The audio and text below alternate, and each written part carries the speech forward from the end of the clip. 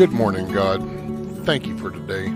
Please grant me the serenity to accept the things I cannot change, the courage to change the things I can, and the wisdom to know the difference. Amen. Good morning, world. Good morning, America. And good morning, you mother cluckers. Let's make today a good day. We're the ones in the driver's seat.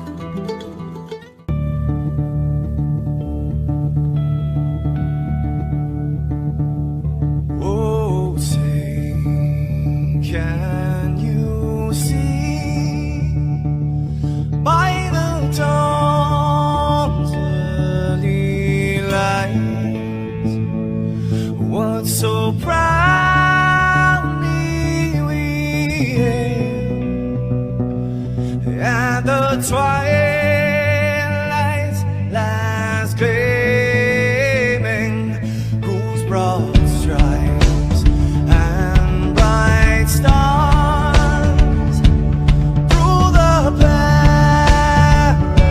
perilous fights, oh, the ramparts we watched were so gallantly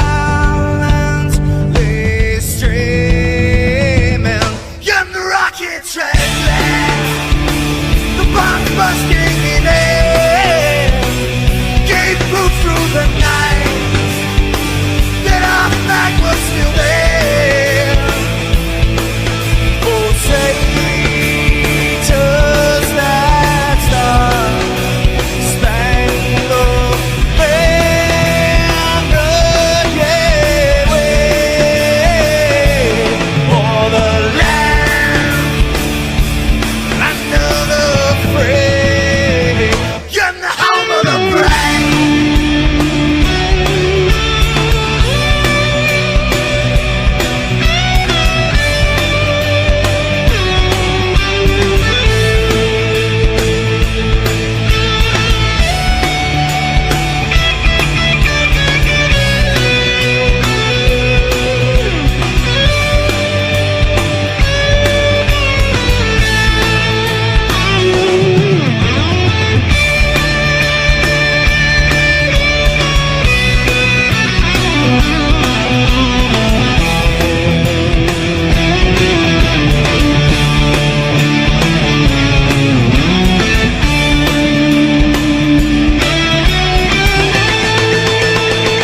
Because we are the brave.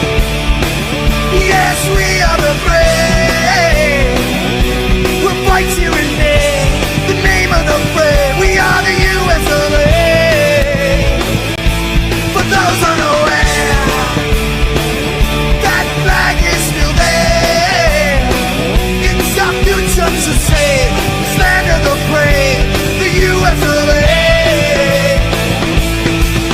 Oh, traitors that star-spangled banner, yeah, wave for the land of the free, in the home of the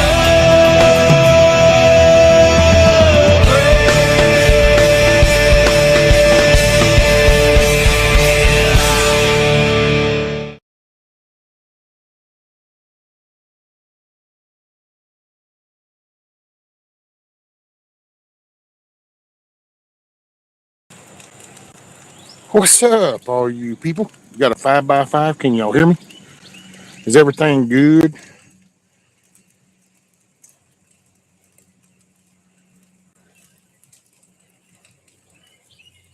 We finally had our burn ban lifted uh, Thursday afternoon,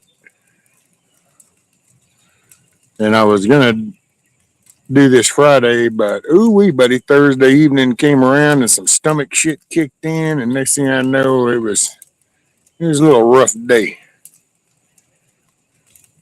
And then had little man yesterday. That's still like the best Friday ever. So what's up, corn pop? Looky there, I ain't seen you in a minute, sir. Big dusty little dusty, Miss Loretta. Song of the South. Let's see. Scrolling up a little bit. Scat Pack.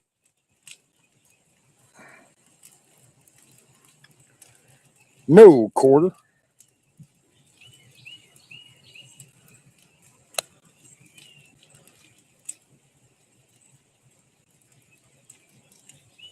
Let's see. Canadian Northern Brother from Another Mother.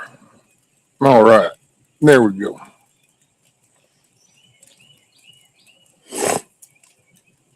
That wasn't some of the North Carolina one. We had our own little few hundred acres just in the next county, but it finally got contained. And unlike some of the retarded people around me, when it gets real dry, I choose not to burn because I understand the mechanics involved and shit can go wrong even with the best intentions.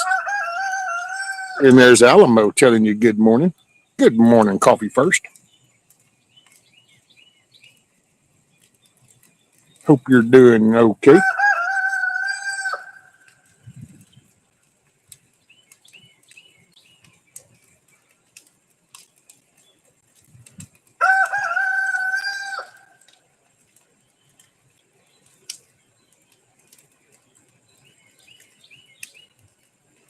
Whew.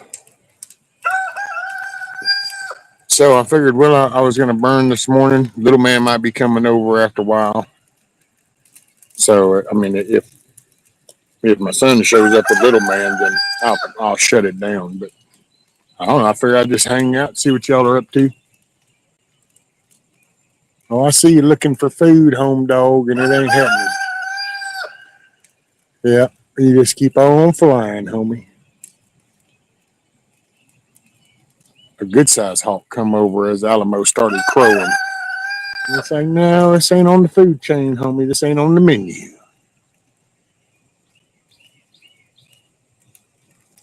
Doing the things. Have been very productive this morning. Got about 10 minutes and I'm off to do more productiveness. Look at you, Coffee. You're just pushing that ball forward, ma'am.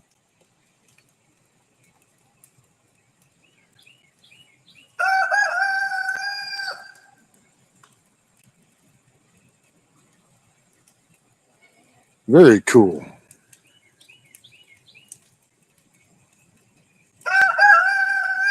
A rainy day, yeah.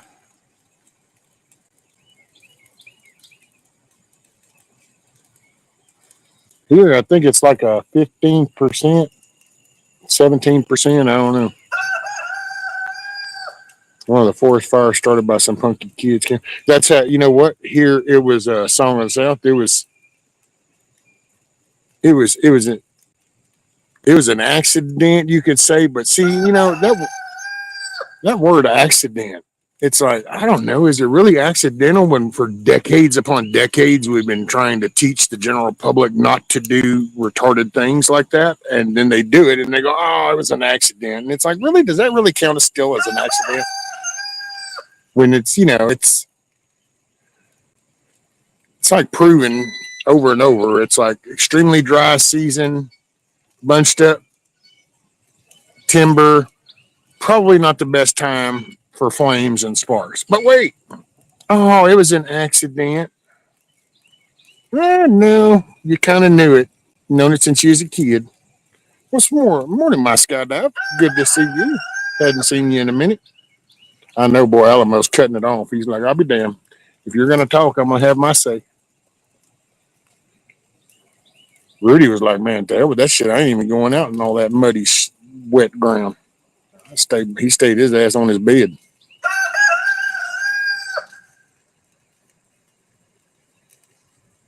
Is it live or is it Memorex? My skydive. You know, they said Memorex was such a high quality you couldn't tell if it was live or it was Memorex. Morning, Miss Teresa. Lurking and making breakfast. Dag nabbit. What? Some biscuits, sausage, eggs, gravy. I don't know. Oh, Coffee's got to say, wait, let me guess. Bacon and Mountain Dew. A BLT and a Dew, please. What's up, Bride guy? It's that Bride guy.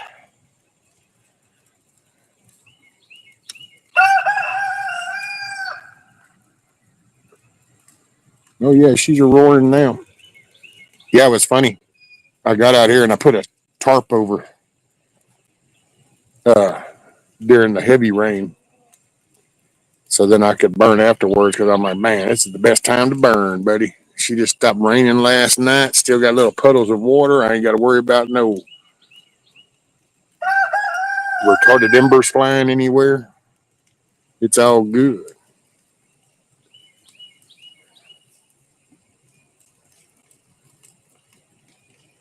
You've all turned old and bitter, forgetting all the dumb shit you did as a kid. That is so incorrect, G-Mom Merkel. I mean, that is just, you're just so off target. I'm not even sure that you even aimed the damn thing and you're so far off. It's called knowledgeable. Knowledge. Wisdom. Follow the bouncing ball. Wisdom. Wisdom.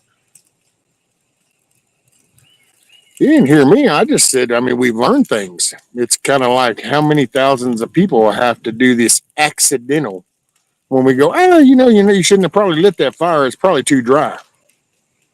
And I got to say, I never intentionally went around as a kid and tried to light the forest on fire and shit. And so it's a little different. And I'm not bitter because I'm old. I'm bitter because I just see the quality of people around us going, wow, we didn't get better. We got worse. What the hell happened there? And it's not really bitter. It's just, I don't know. Actually, I'm starting to find it more humorous nowadays because I've just plateaued and I've realized, oh man, boy, this was okay. So I'm connecting dots. It's like this was I was in that age group, generation. I don't know. I don't know where this fits anymore. They've butchered conversations up. Things ain't simple no more. You saw me? What'd you see me? What'd you see me, G. Merkel? What'd you see me? What's up, Billy? Oh, wait. Did she say she's having a real breakfast? What'd she say she was going to have?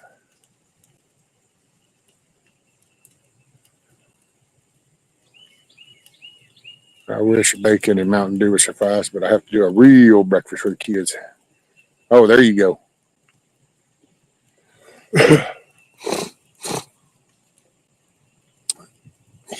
Hear the guilt. Me no sabe. Me no sabe. Connect the dots. What do you mean, G. Merkel? Clue me in. You're baking for breakfast? What you baking? Some cinnamon rolls?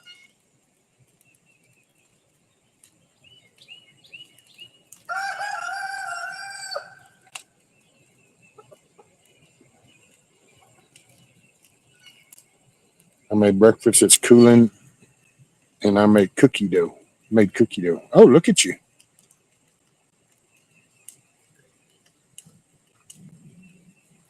Oh, hush.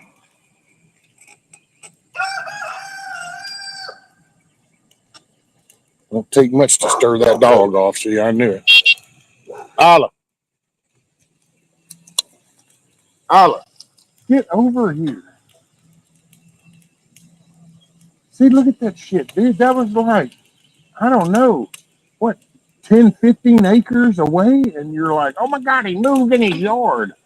I got a libtard for a dog. Sometimes I wonder.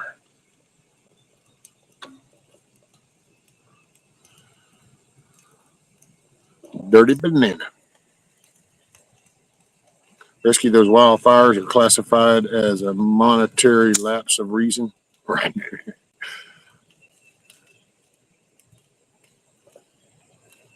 I made coffee and I'm drinking it. How dare you, G-Mo Merkel? Making coffee and then you're going to drink it and shit. Like, you act like that's what you're supposed to do with it when you make it. Oh, what are you thinking? Dang, woman. They've corrupted you. Don't you know you're supposed to make the coffee and then pour it down the sink? I mean, damn, don't you live in Washington? Isn't everything ass backwards up there?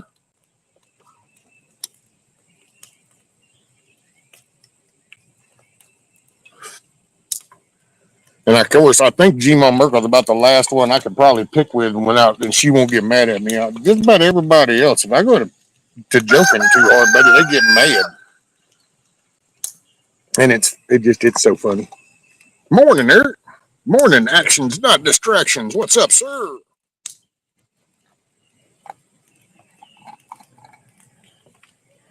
And for your viewing pleasure, a little Java in the cup. Oh, yeah, look at that. You can't look through that shit, can you? Mm-hmm. We don't do no see-through coffee around here. Oh, it's even worse than G-Mom Merkel. Damn, I was trying to give you at least one rung up the food chain, but damn, it even got worse. I forgot. Oh, no. I'm just picking. Like I said, hell, you're about the last one I can probably joke with.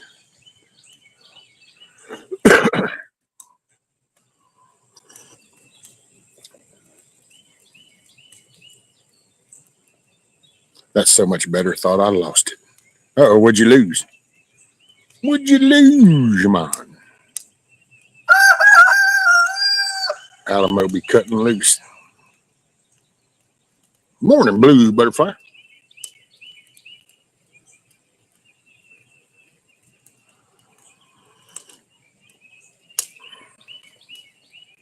Ooh, man. Oh, damn. Too bad old Cha-Cha ain't around. I'd show her that log right there real quick. Take you around there and show you when we were having that conversation about physics and kind of shit. And how people could think of ways to do stuff back in the day. That's that big log you can see going off. Yeah, where's my finger? Right there. There's the end of it sticking out. And that's the tip of it sticking up. Okay, it's time to be more productive. Y'all make it a great day. You betcha, Miss Coffee. Hey, y'all be safe. Keep your head on a swivel. And make it a good day. Thank you for stopping in. Camo Carl. Wolverines.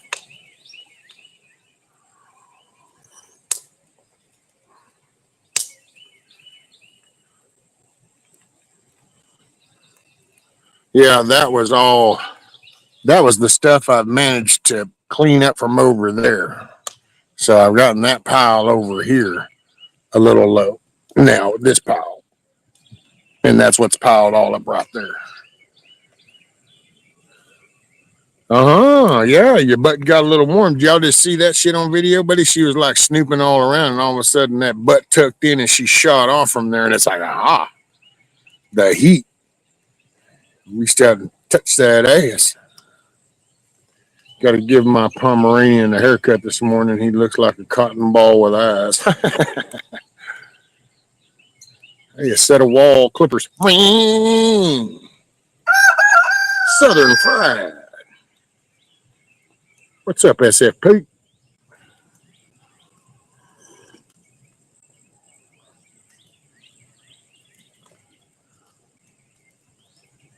Is that why people trim those Pomeranians like that? Because then you just kind of you grab them and you hog tie their feet around like a pole, and then you can push them around like a mop broom. And when you're done, you just kind of set them outside, untie their legs from the pole. They run, they shake off all their stuff. It's kind of like a self-shaking little duster, isn't it?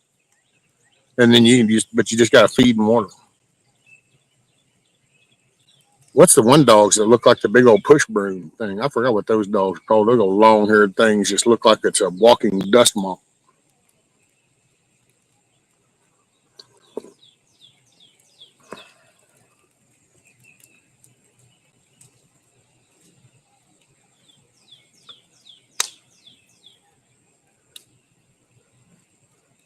Look, what did G-Mom Merkel stop talking? See, it didn't take long to hurt her feelings, and she just stopped talking. I knew it. She was the last of the Mohicans.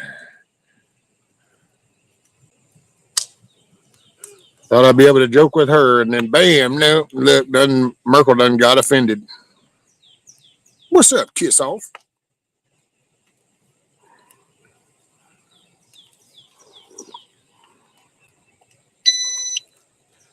Beep.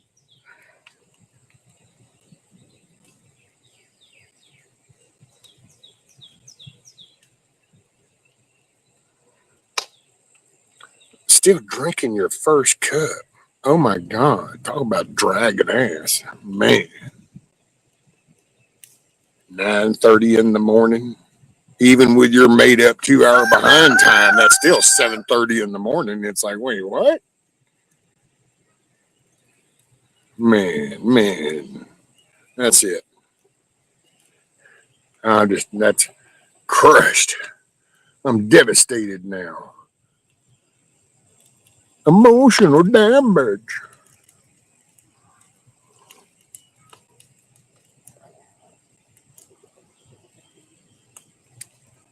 Is it? See, it's even 7:25. Good God, the sun's done come up and moved on. The birds are already in the day. Everything else is in swing, and you're just dragging ass. It's like, I don't know. And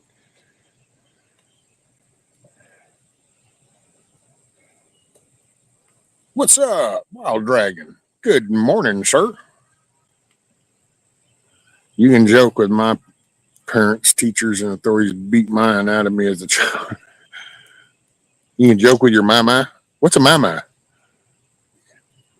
Because I mean, you can probably joke with my mama too. I don't even. It just depends on what a mama is. No, I'm just picking. Damn, I gotta watch that, man. This is. I just kind of have a natural, just you get along, you joke, you pick.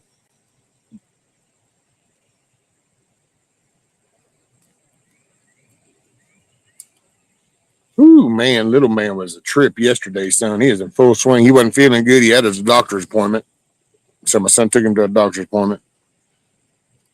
He come back and son, he is full swing all the way till when they left last night to go home. He got one. They got like a new Hot Wheel track kind of thing for kids. It's kind of a combination of Hot Wheel tracks and slot cars.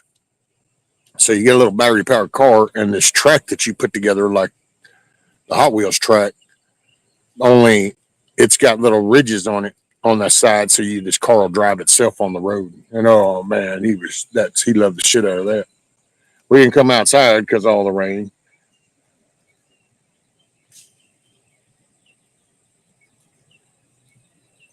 It's the benefits of being in early retirement. Oh, what if? Oh, what if? Oh, it's the benefits. Sure. Oh my God, there goes the damn dog. Alamo. I just, man, it used to be so peaceful.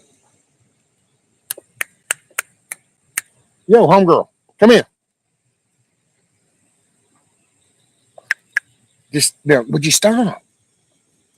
Damn, just chill, man.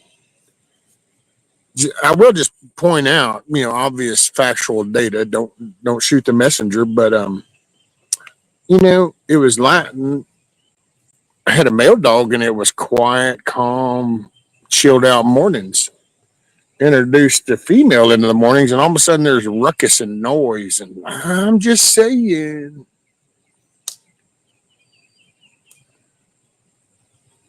I have remote controlled military trucks the size of Hot Wheels. You can't play with that. Oh, hey, Nikki, good morning.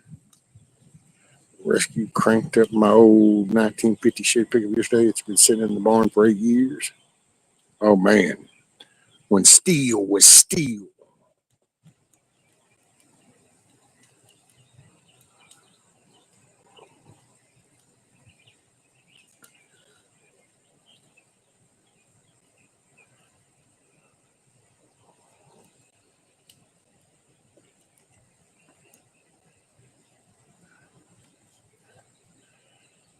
Son's helping me start the garden this week. Not as big as last year, but therapy.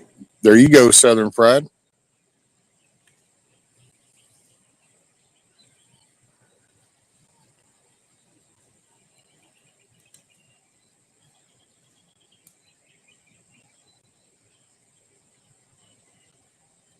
Oh, that shit was so dry, buddy. It burned it pretty quick, except for the bigger pieces.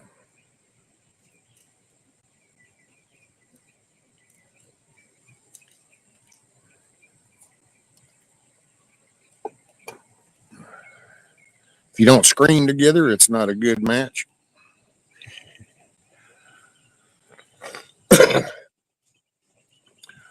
Well, one thing, if you both are screaming, then it must be a more of a balanced match because ass whooping's going both ways. But yeah, what? I don't know if y'all can hear him. He's growling. And that's Alamo. I don't know if you could just hear that, but Alamo growls. He growls now like a dog. I don't know if somehow he's picked this up, but he now growls like the dogs. So he starts growling. Have no idea what that's all about.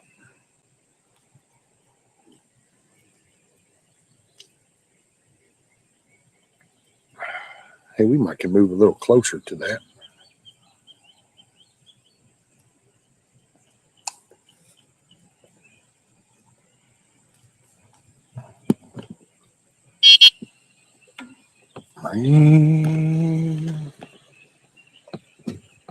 Okay, now we want to back up just a tad. Whoa. Okay, something like that. Rescue came off the assembly line in Doraville, Georgia, 1950. American made. That's it, America. You know, I've realized I was listening to, I think it might have been a Tucker interview.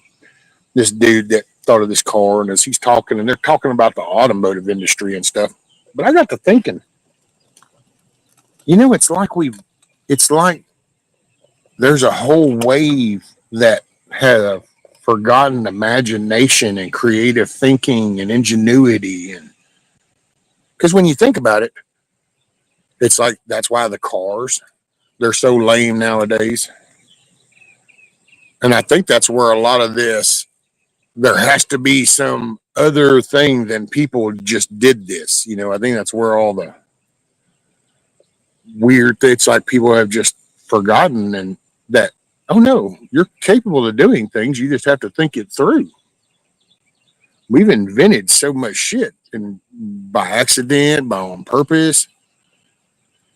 Rescue, is it coffee grounds or eggshells for tomatoes? My cousin sent me seeds for Jersey. SFP, coffee grounds and eggshells are good, if I am not mistaken. There are definitely a lot of people in here with some veggie action. Got to go see a friend at his record store. Take care. Rescue everyone. All right, Eric. Hey, be safe. Keep your head on a swivel, sir, and make it a good day. I wish I could figure out how to mail these albums. I'd gladly send. Well, I don't know though. I hear lately I've been thinking about playing the damn things and then fighting the violations that I get. Wouldn't that be something? I thought about literally taking like one of the old Lou Reed albums or the little 45s, put it on the turntable thing, go live, play it through my stream, and then when they give me that violation, go, excuse me, I own the damn thing. So I was letting people enjoy my copy that I paid for. Look, somebody had to come check me out. It's so funny. They saw the smoke and like, oh my god, somebody's burning. Let me go drive down the road and check it out.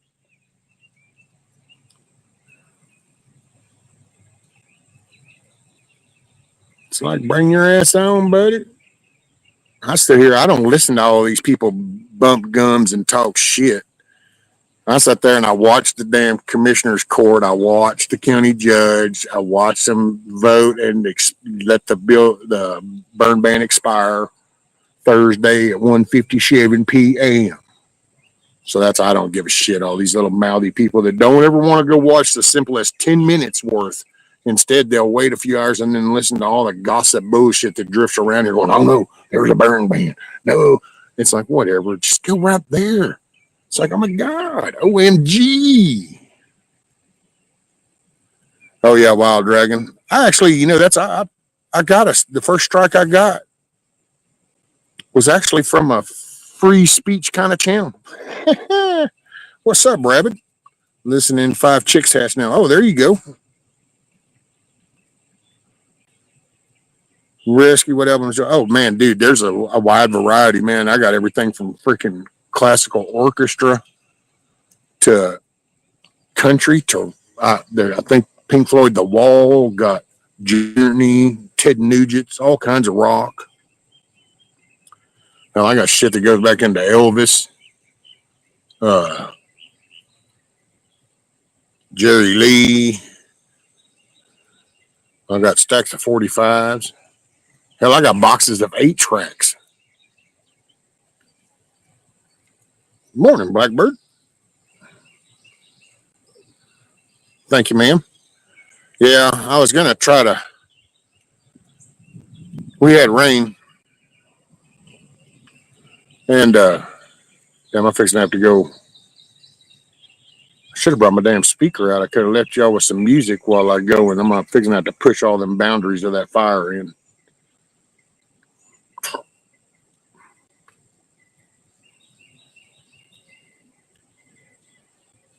I will look, Eric, and see. Because I have totally forgot what all's in them shelves. It just that's shit, man. To be honest, I ain't even listened to a record. And, oh wow, I don't, dude. I just now realized I don't think I've listened to a record, literally a needle on the vinyl playing record. Ooh, man, it would be maybe even before my kids were born. So it's been a good 30 plus years. So holy schmoly, man. Didn't realize it had been that long. But I do believe it's been like 30 years since I've actually listened to a piece of vinyl.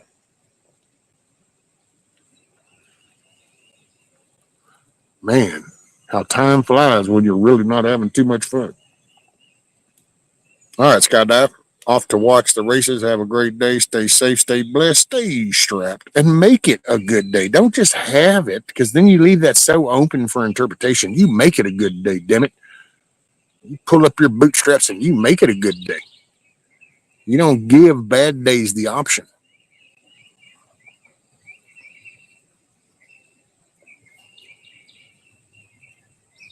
I think he said 5 hatched, Blackbird.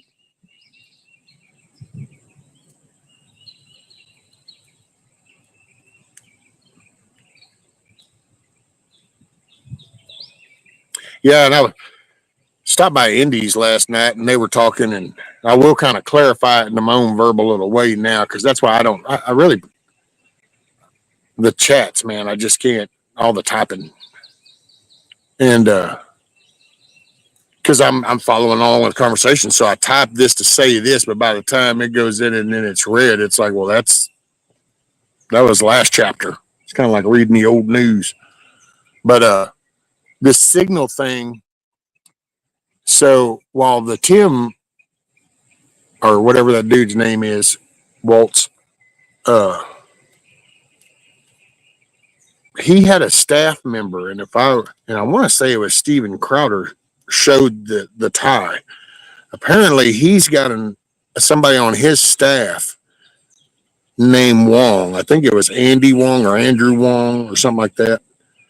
But then this guy's wife, who they just hooked up, I think it was at the beginning of Trump's first term or something, is when they hooked up.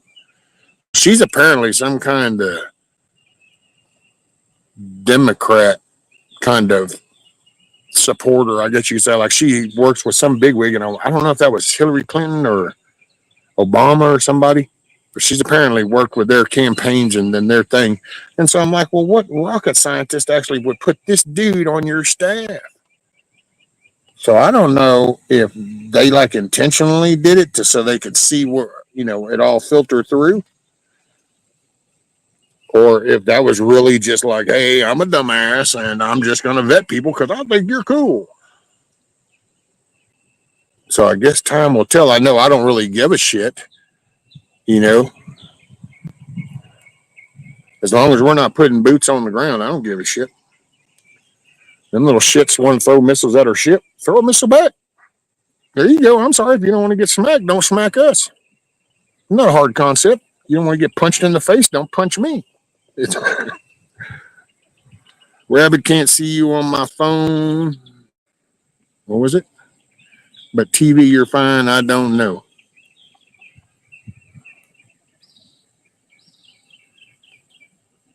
Oh, wow.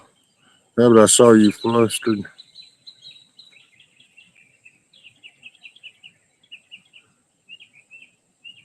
Oh, oh.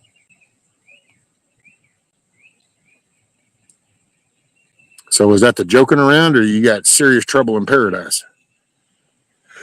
Rescue, anyone heard from crew at Hanging Rock this weekend?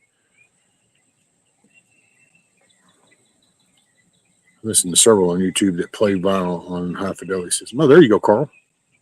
And no, I haven't. SFP. Uh, I could reach out to Ghost. I hadn't talked to him in a couple weeks, I think.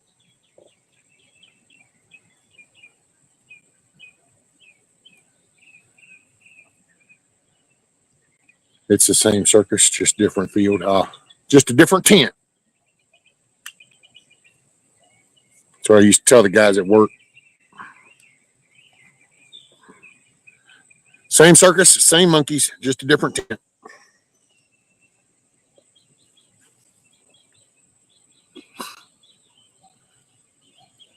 Well, hopefully when the dust settles, everybody's A-OK. I don't really know. Just, dude, I don't know. God's just been good to me. So that's all I can say. I've been having so much blessings, as they say.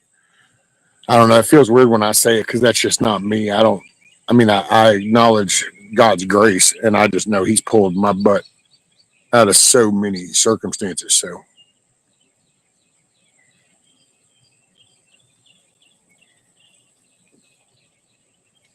your first coffee? Oh my God. You shouldn't get up so late. Where's Moose Man been? I don't know. I ought to reach out to him too. Ain't seen him. I just, man, you know what? I don't reach out to too many people because I never know if we're not talking because just things are busy or if we don't talk much because butt hurting us. Because I gotta say, man, it's been weird. I mean, I've beats the shit out of me, man. And so I don't. I just kind of thought, well, I guess people reach out to me, then I know it's like okay. So and then I reach out back, kind of, and like me and Michael talk, or me and you kiss off. We talk because I just it's like okay, but man, I ain't got time for all the all the weird. Life throws enough shit at you. I want to talk with Mike Hudson Valley though. I meant to get with him the other day, and then man, that stomach shit kicked in, and woof. I want to because I got an idea coming up in April. Isla, sorry, got to mute myself.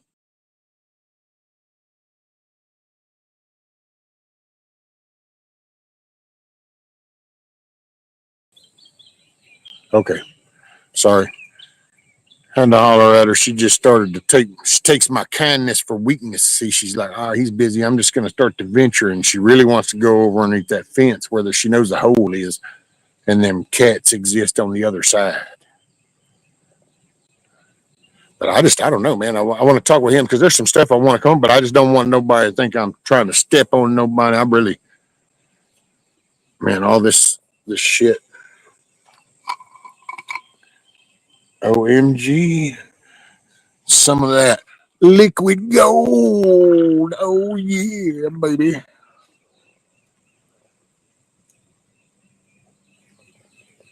And it ain't even under my feet. I got that liquid gold right in my hand.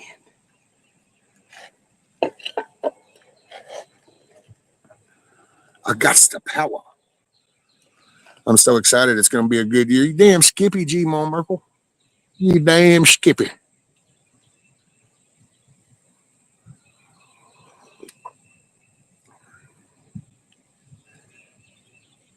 But see, I don't know, Blackbird. Is it really spring? Because I thought in spring we sprung forward and we fall back in the fall. Instead, it's like everybody's springing backwards. You ain't picking up ground, man.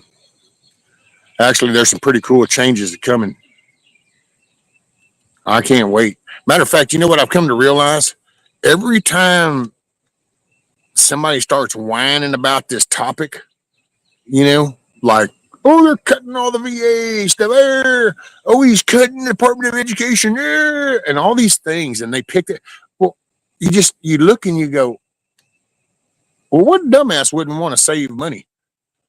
Let's see, who was I told that to? Oh, what's that? Oh man, he's about one big ass Riri. Damn, what is that? Sank Uger or some shit. It's that Young Turk thing. I think. What is it? What do they call it? The Young Turks? Is it the TYT? I don't know. This is some heavy set, mouthy dumbass who whines, and it's where that blonde chick comes from that people were talking about. That's now kind of going, you kind of Democrats are kind of batshit crazy.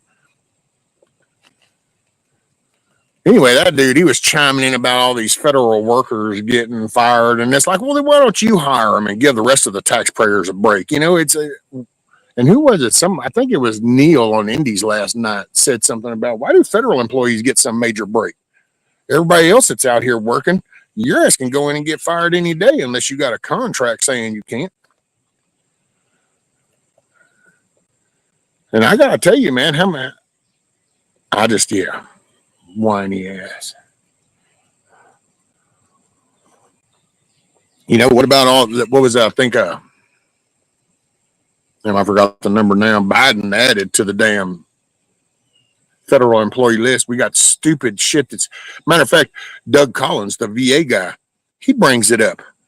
They just got like $100 and something billion for the VA. Biden hired like 30,000 more people for the VA, and yet the data, factual data, not according to your feels, but factual data shows that there's been no progress. So you just pissed off over $100 billion, hired 30,000 people, and you haven't changed the data to the positive one bit. Matter of fact, it's going down to the negative. Why? Oh, well, maybe we don't need to be doing transgenders at the VA. Maybe we need to be taking care of our vets.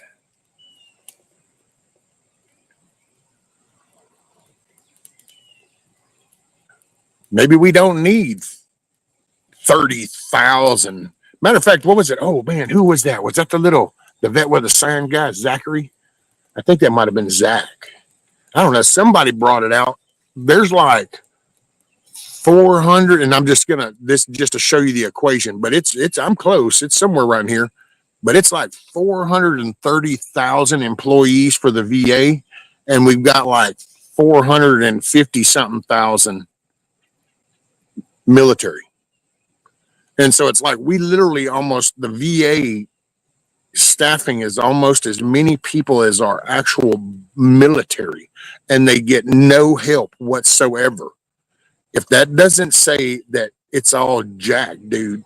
And so if you can't get behind that, then I don't know. You got no empathy. You got no common sense. You got no rationale.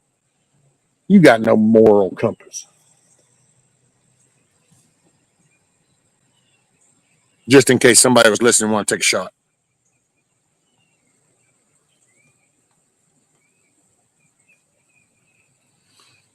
When Pelosi got all drunked up and thanked the reporter girl for calling her out, and she was age 2 up here.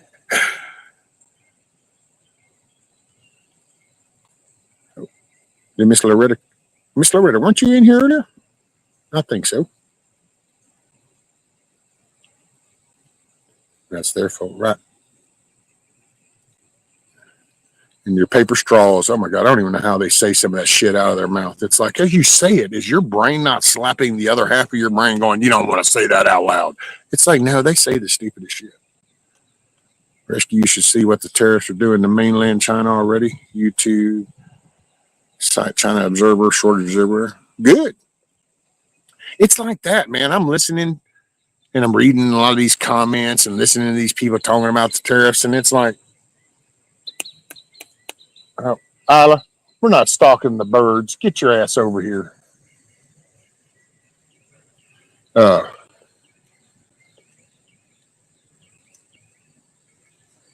it's what was the word? I don't know. I'm a redneck in the woods, man. So I just don't throw big words around to try to sound like I've read Webster's. I forgot what reciprocity. I think it's reciprocity. I don't know. Basically, we're going to balance the field out. So we're going to sell you our eggs, and you're going to charge us 25% tariff to bring our eggs into your country and sell them. Then that's cool. When you send your shit over here, we're going to charge you 25% tariff. And listen, think about that. It's like some dumbass said something about Greenland. I listen to this, and they're like, oh, well, something about Denmark. Um, how they need a country that has United Healthcare, and how disrespectful it is to say they're not helping Greenland. And it's like, but who covers your defense cost? Oh, that's right. It's us, another country. So it's easy.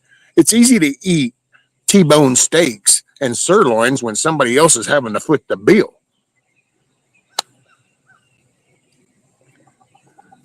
Hey, boy, take me on back there, Camo Carl. This is like Saturday morning cartoons. Supercalifragilistic superespidalidocious.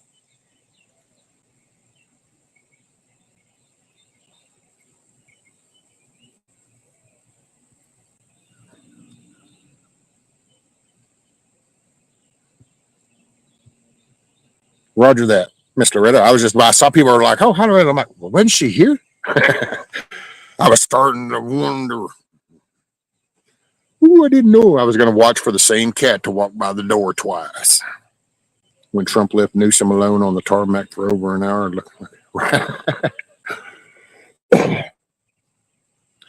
We can't vote our way out of this rescue. People need to get that understanding in their minds that we cannot vote our way out. See, but I got to say, Watchmen, that just like, I don't know, man. And I'm going to say this, and I'm sure there's people going to be pissed off, and it'll be like, oh, why are you sending the bitch? Yeah. And it's whatever, man. I view something, and there's things that go, shit, this is gone. It's gone. Yeah, ain't nothing we can do.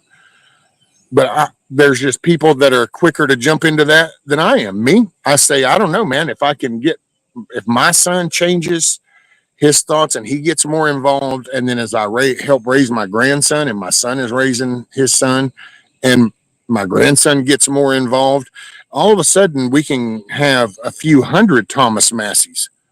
Nothing's getting fixed overnight, and anybody that would think that you're going to fix everything that's wrong, which that's even funny to say out loud. I don't even understand how people think that in those ways, but it's whatever.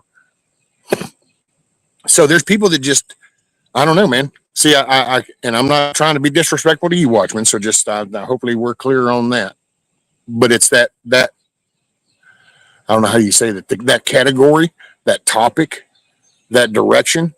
But I'm sorry, I'm sitting here and I'm looking at my grandson, and I'll just be damned if I look going, well, you're just fucked, little man, because ain't nothing we can do. We're just screwed. Plant corn, load the gun. It's okay, little man. It's okay. What? I see, my brain can't connect to that. I look at my grandson. I watch my walking son. I'm taking breath every day. I wake up. I have air conditioning. I have phone service, internet, and I'm going, yeah, I don't think I'm writing this off. This house doesn't look like it's totally engulfed in flames and is total loss.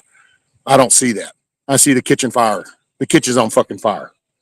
It's starting to bleed into the living room and some of the bedrooms. We might want to address this shit before we do lose the whole house. That's why and I think anybody that thinks that you're going to armed confront this situation and fix this country, it's just because they live in this little bitty tiny bubble, little shake a globe kind of world, because it's just 300 million people in this country. So unless you've got a channel that has, I don't know, 75 million people on it, then I'm not really seeing where that's going to work out.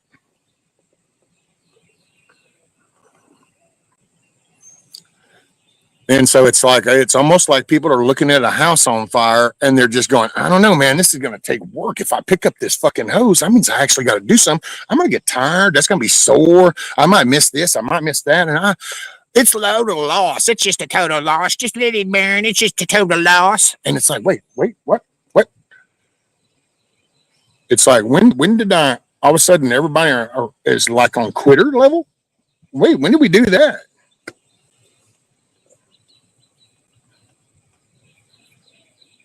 Hey, Blackbird, got to fly. Time to get shit done. There you go, ma'am. Yeah, I got to stir that fire. It's damn near gone down to look a pile of coal.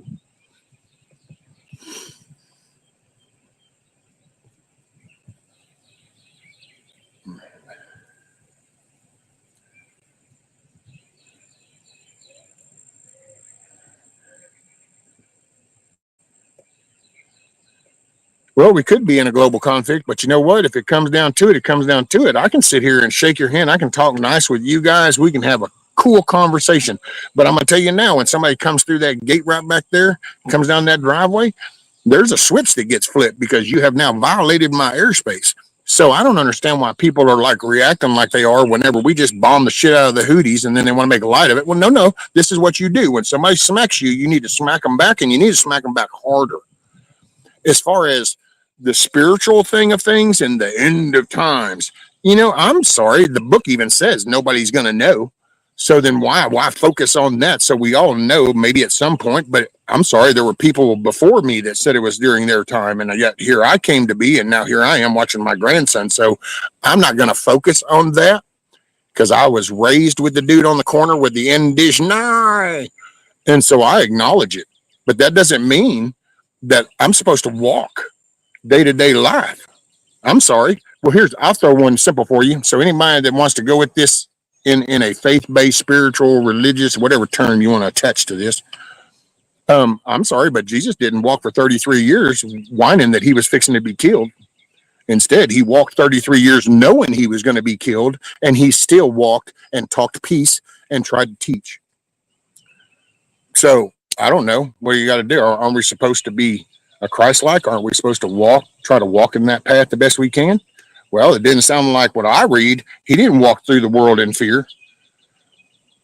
Matter of fact, in the Old Testament, nobody walked in fear. If they started to, God pretty much told them to nut up and pull up your bootstraps. We got this, and told them to get to work. There was no coddling. There was no, just sit and don't do nothing. No, there was always moving forward. So I don't understand if that's just an accidental or just a misinterpretation kind of way that those things all get connected, or if it's intentional. I mean, the hell, they've crept into the school system. They crept into the faith belief. They crept into everything. So,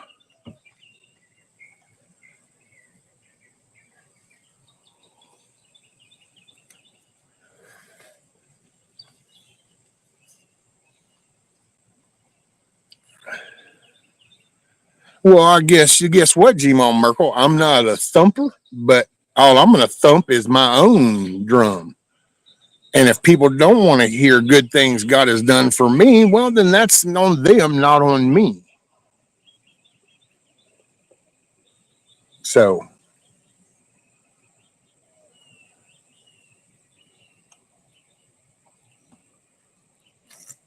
matter of fact, what I wonder is why would that bother anybody? You know? Well, no, he's just a person that has his belief. And people have grown accustomed to a certain way of talk, and I don't think it's so much intentional anymore after kind of watching a wide variety that there's words like always and never. What I used to make fun of when we were raising our kids, and I'd go, why are we using these words always and never? You say we never go to the movies. We just went 2 weekends ago. We always have to do this. You didn't do this the last 3 times I asked you to do it. You don't always have to. I used to gripe so much. That's it, Loretta. It's a personal relationship. Man, that's your soul. That's not your physical body. That's not the nails, your hair, a beard, or shoes, or clothes. That's your soul. And so that's total. That's all on you, boo. What's up, Tiger? Just like you can turn anything into a conspiracy, right?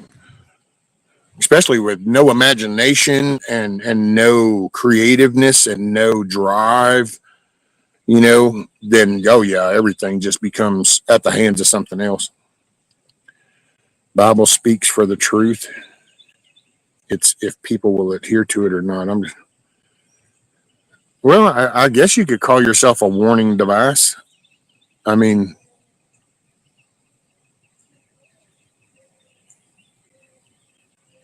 hold them up. Easy, Watchman.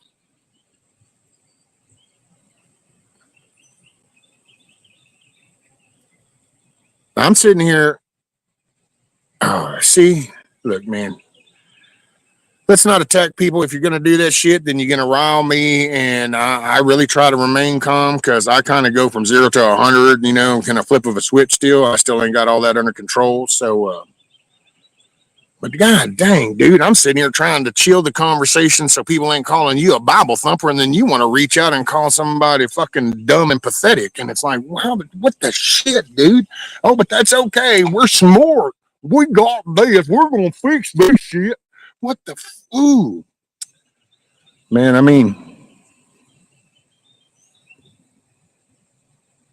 what's up, Jeremy? If the end is near, let it be by April 14, 09K this year because of 401K. Oh, shit.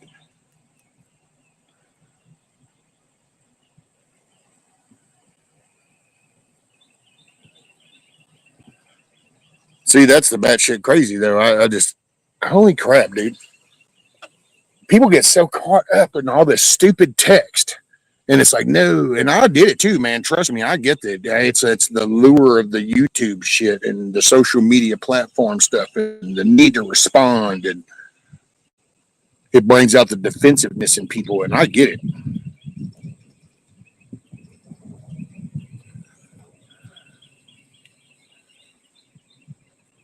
And seeing me and Watchman, me and you had to talk, and you felt like you had been attacked here and stuff. And I said, no, dude, I didn't see that. So, you're more than welcome. And then you come in and you want to call somebody that just because they're saying something about it, which I personally believe. I think you can throw a paper plane in the air right now. And if that thing will fly for 10 miles somewhere between point A and point B, somebody's done made a conspiracy that was some alien UFO, or that's the government, it's the birds or robots, or it's something, dude. Nobody just wants to look and go, oh, wow, check that paper plane. It's too simple. It's just too dang simple. What's up, Mr. William?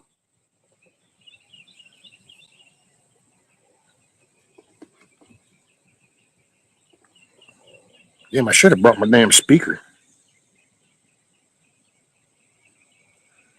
Because this won't sound too good on my phone, but oh, look, YouTube let me know I was live. Just in case I didn't know it. Now I do.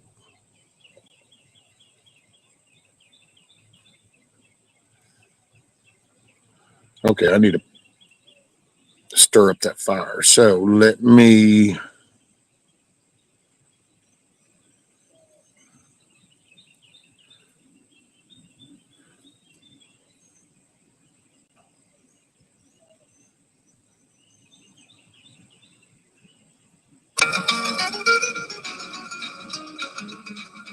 In the southern part of Texas, in the town of San Antonio, there's a fortress all in ruin that the weeds have overgrown. You may look in vain for crosses and you'll never see a one, but sometimes between the setting and the rising of the sun, you can hear a ghostly bugle as the men go marching by. You can hear them as the answer to that roll call. There you go. Hey, I'll try to leave so you just ain't totally dead silent. So I will be with y'all shortly. Captain Dickinson, Jim Bowie, president of the county.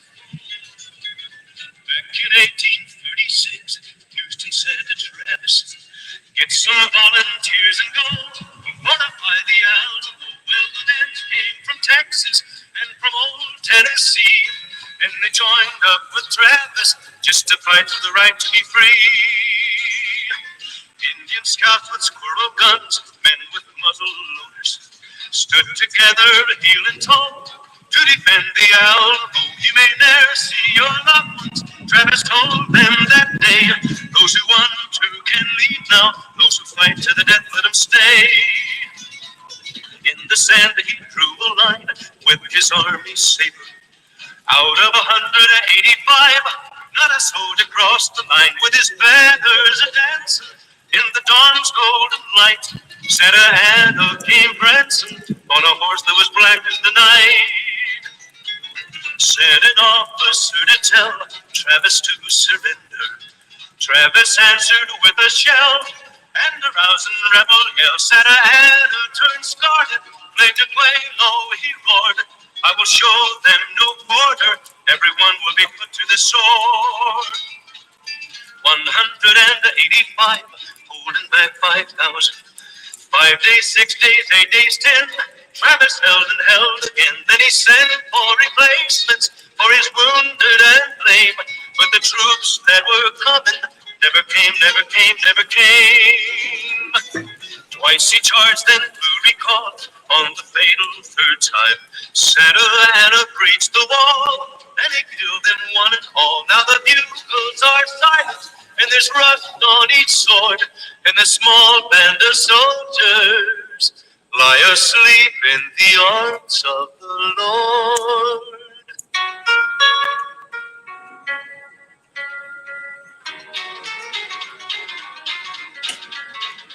In the southern part of Texas, near the town of San Antonio, like a statue on his pinto rides a cowboy all alone. And he sees the cattle grazing where a century before Santa Anna's guns were blazing and the cannons used to roar. And his eyes turn sort of misty, and his heart begins to glow, and he takes his hat off slowly to the men of Alamo, to the 13 days of glory at the siege of Alamo.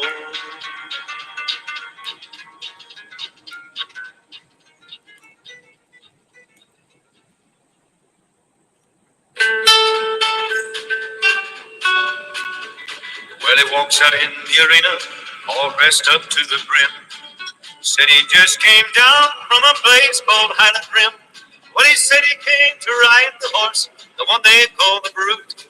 But he didn't look like a cowboy in his continental suit. We snickered at the way he dressed, but he never said a word. He walks on by the rest of us as if he hadn't heard. $1,000 went to the man that could ride this wild cayuse. I mean, a horse was never born than the one they called the Brute. The horse that he was looking for was in shoe number 8. He walked up very slowly, put his hand upon the gate. We knew he was under breath when he pulled a sack of dukes from the inside pocket of his continental suit. Well, he rolled himself a quirly, and he let it standing there. Blew himself a smoke ring, and he watched it disappear. We thought he must be crazy when he opened up the gate. Standing just inside was 1,500 pounds of hate. The buckskin tried to run him down, but the stranger was too quick. He stepped aside and threw his arms around the horse's neck, and he pulled himself upon the back of the horse they called a Brute. Set like he was born there in his continental suit. The Brute's hind end was in the air, his front end on the ground, kicking and a squealing, trying to shake the stranger down.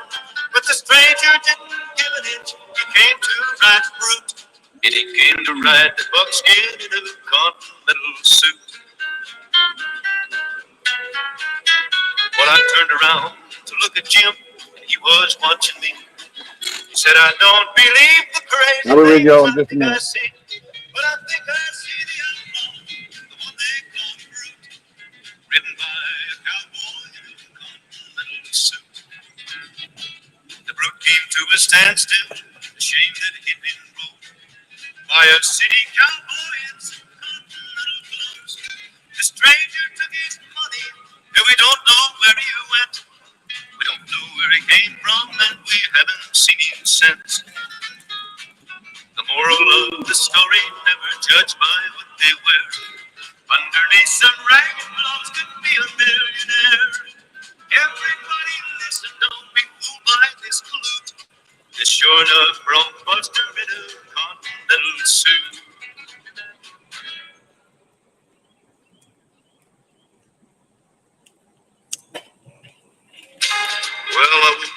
Sunday morning with no way to hold my head that didn't hurt. And the beer I had for breakfast wasn't bad, so I had one more for dessert.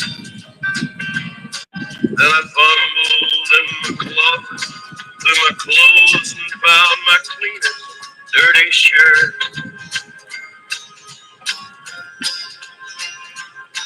Then I washed my face and combed my hair and stumbled down the stairs to meet the day. I'd smoked my mind the night before with cigarettes and songs I'd been picking. Woo, that was some hot shiznit. Hey, what's that, Snooks?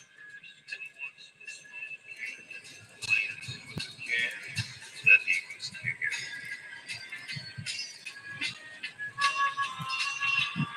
Then I walked across the street and caught the Sunday smell of someone's fried chicken. And Lord, it took me back to something that I lost somewhere, somehow along the way. On a Sunday Ooh, morning, man, that's some hot shit. I'm wishing, Lord, that I was stoned. 'Cause there's something in a Sunday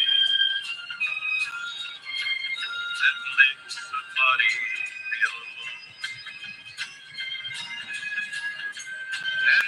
I know, you're awake, Snooks. Let's see, what is that? Another email. Oh, man.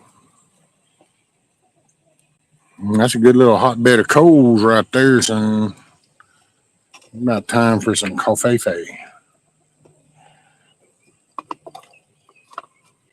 Let's see if I can move you closer. Oh, damn. So what old Jeremy been up to, or is he even still here? Rescue, dropped your Lincoln Indies and heard your Pomeranian. Yeah, them little Pomeranian dudes, they look like little portable Q-tips for the floor. Yeah. Do like the little hog tying procedure around the stick, and you can just push them around in all the corners and get all the dust out. And thank you. You don't have to share the link. I know I'm not for everybody. I am that guy, and it's okay. There was a moment I was going to try to be like, oh no, I can try to fit in, and I realized I'm just not. I'm not built to fit in.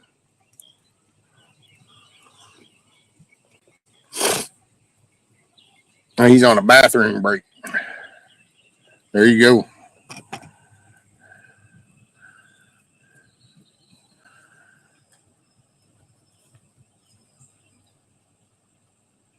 Oh damn! Am I bleeding out of my nose? Really? Why am I bleeding? Oh no! I'm believing. Oh, I guess I nicked my arm. I didn't even know it. Dude, I hit my leg the other day and didn't even realize it. The missus told me, going, what'd you do to your leg? And I'm like, oh, shit. I didn't feel it. So.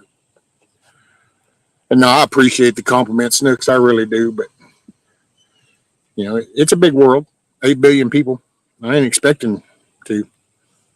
I just, there was a misperception. But, hey, man, the first time I went to the penitentiary, it was that way, too. You walk in and you think it's one way, and then you realize it's a little different. And then it takes you a little bit to figure out the kind of the general consensus of the cliques and shit, and then you kind of go, oh, okay. And then see, just like when I had to do that, I ended up just working in maintenance so I could tend to myself. So on this, I kind of just, I just do me, man. Welcome to the Cluckin Alamo.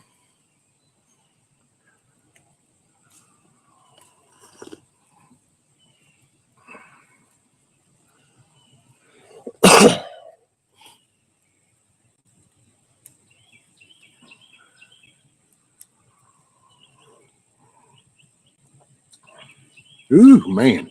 That's a hotbed of cold, let me tell you.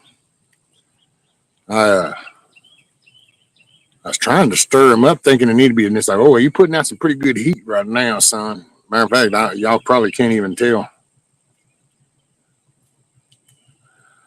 You guys see a big old heat shimmer.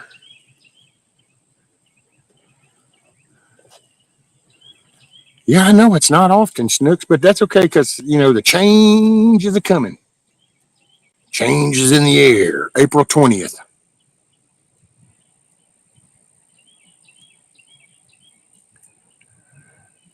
Just buckle up, keep your hands and feet inside the ride. And yep, that's my birthday. That's 60 years old. And I'll be damned if I go out this world sitting around moping, whining, bitching, complaining, deteriorating into nothing. So I intend to proverbially, how do you know it was? I don't know. Plan on getting up off my ass per se, and I want to get in shape. I'm gonna get shit done. Try to build my endurance up again. And if that's what takes me out, that's what just takes me out. But it is what it is.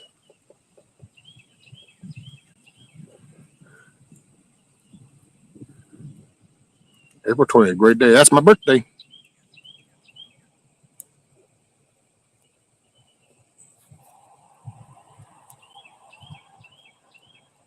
Thank you, SFP. Here, I'll drop a link if somebody wants to come up.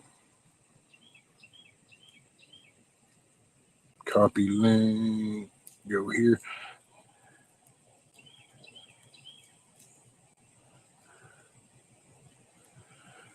Yeah, I'm about swing. Okay. Come on, get down there. Swing. Think it went through? Yeah. Thank you, Snooks. That's it.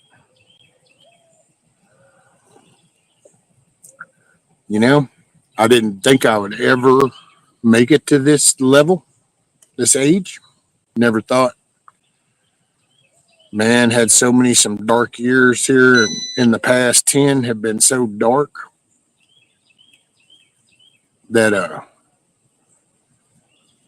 and then I don't know, man. That's what I'm talking about, G. My Merkel. See, I can be friends with a lot of people. They just, you got to just don't be a dick.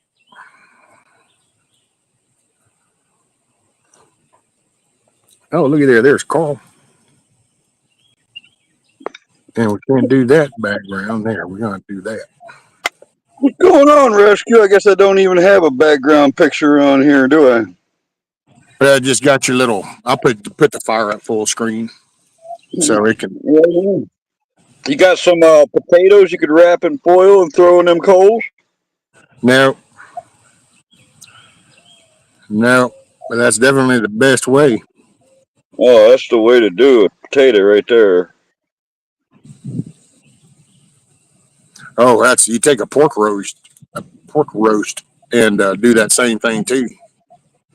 Put salt, pepper, butter, wrap that bad boy in some foil and throw it in there. Don't trim it or nothing. Flame on, 420. I just smoked one. I got to roll another one. Rescue, if you think it, will it, you can do it. That's it.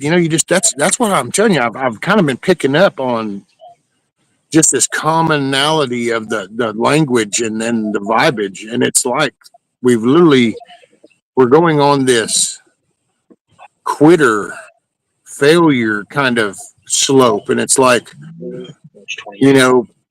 people couldn't have achieved this, it had to have been, something else. It was, there was an advanced technology beforehand, or there was, it's just, and it's like with the country, and then you got you're not voting. Why can't you vote? Why is my district then not as fucked up as other people's? If you can't vote a change,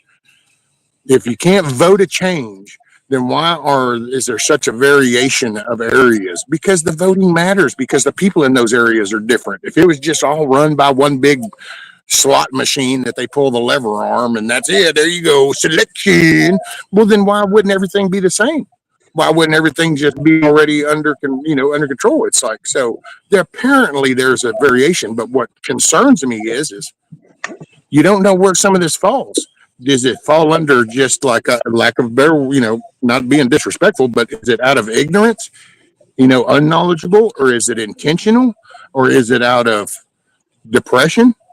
Like in their own life, that's nothing's going to ever get better because they bring the rest of the world down to meet it, so they don't feel lonely. I mean, you just don't know. But you just look, man. I'm in 150 years, and you just take out all the little bullshit. Just let's just look at fact. In 150 years, we went from a couple of guys putting some shit together into what they thought would be a plane, and was this going to fucking fly?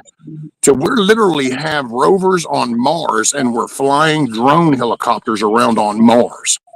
I mean, and people, dude, all I know is that's human achievement. That's America too. That's what makes us different than other places. If it's all the same, then how come they didn't come up with this shit? And then again, there's the counter. Oh, the space isn't real. We didn't really go. Okay, fine. I don't give a shit. I'm not going to talk about the moon crap. Who gives a shit? We got satellites. There's thousands of satellites floating around up there. We got the Hubble telescope. We got shit look at the inventions. And it's amazing because it's the people that have no clue of how to even do that want to be the ones to tell you that was impossible and it really didn't happen. And it's like, but you don't even understand the basics of science behind it. But yet you can say it doesn't work. It's almost like somebody that doesn't understand electricity and they go, it doesn't matter how you wire it, it ain't going to work. It's like, what? Do you even understand 110, 220, 440, any of it? No, okay. I hope none of that was in question for him because I lost track. You kept going. I don't know how to answer any of that now. Oh, there's really no answer. I mean, it's the society's lost. There's no it's like people. I'm telling you, man, it's almost like you wonder, is it an intention? I do think in the beginning back, I think that's been an intentional downgrade of America achievements and stuff. And because, think about it, that's a pretty impressive that to go to land on the moon and then to go to other planets. And so if your nation gets to wear that as their badge of honor, it's kind of hard to take them off the top seat unless you start to infiltrate social medias and stuff and you create this whole little myth that none of this really ever happened. Then you start to make America look like other countries that haven't achieved anything. Rescue, have you ever heard the term the dumbing down of America? I'm watching it happen. There's actually a term for it, and there's a lot of people that believe, and I'm one of them, that they wanted to make our populace stupider and stupider. I mean, look at the 2 + 2 = 5 bullshit, for instance. All right, you look at everything as a whole, and it pretty much looks like that's what they were trying to do. They want to make everybody believe in everything that's not true. They don't want them to believe in anything that is true. There was some famous quote that you'll know their job is done when no one knows what to believe anymore, or something like that. And that's pretty much where we're headed, because everybody calls into question everything now with that has discernment in their mind. Other people just follow whatever the narrative is thrown out there. Like they're literally sheep. All right, so I think, you are watching it happen. It's working. It's already worked. You've got stuff like, and like the moon landing, all right? There's a lot of people don't believe that. That. I believe it happened. I have my reasons for believing it. But then you have like the flat earth or the, the Mandela effect and all these things that people are 100% sure they're real. But if you look at it, they really didn't come to light until the internet got popular. So that I did some research on that, and you look back and you'll see, well, the Monopoly man had a monocle and now he doesn't. Well, if you look fucking far enough, you'll find that Fruit of Loom cornucopia on your underwear tags if you go back far enough. It's just like now they hide the shit. Your Google search results are manipulated, and people won't admit it. All right. And there's people out there, I think they're part of the agenda. So they're never going to tell you that they're lying to you or they're believing a lie. So it's all up in the fucking air. It's a mess. Yep. It's a mess. It is. Yep. Very much. Jimo Murder says, I need someone to help me with setting up my hydro generator because I don't understand electricity.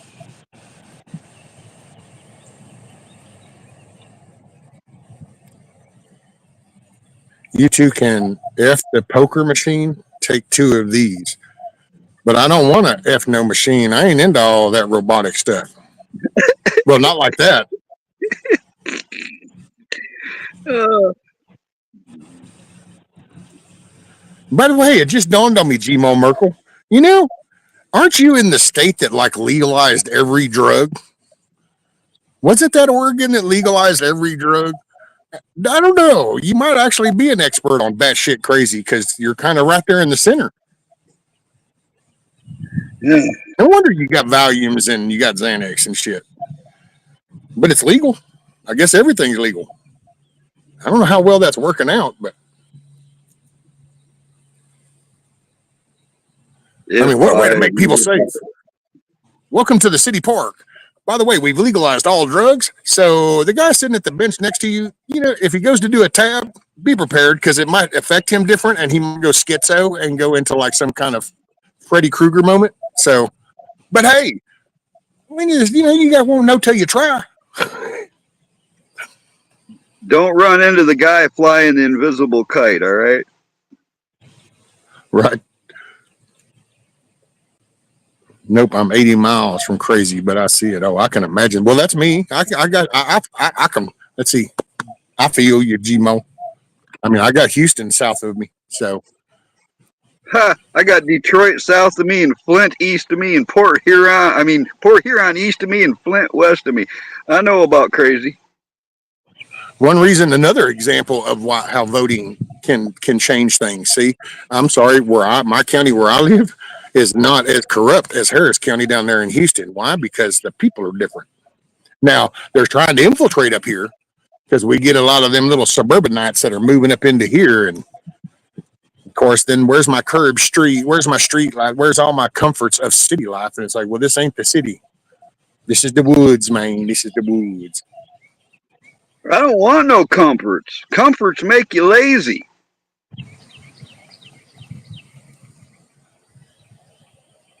Pretty much. Oh, wow, I think I need to cut that tree down. Oh, no, wait. It might have a little bit of green starting to show. Right on, Alamo. You got it, buddy.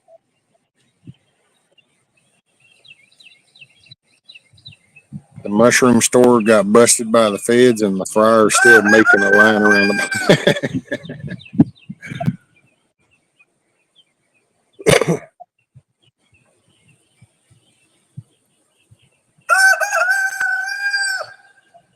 Alamo. Yeah, buddy. I'm assuming he's coming through clear. Yeah. He doesn't want you to forget the Alamo. Yeah.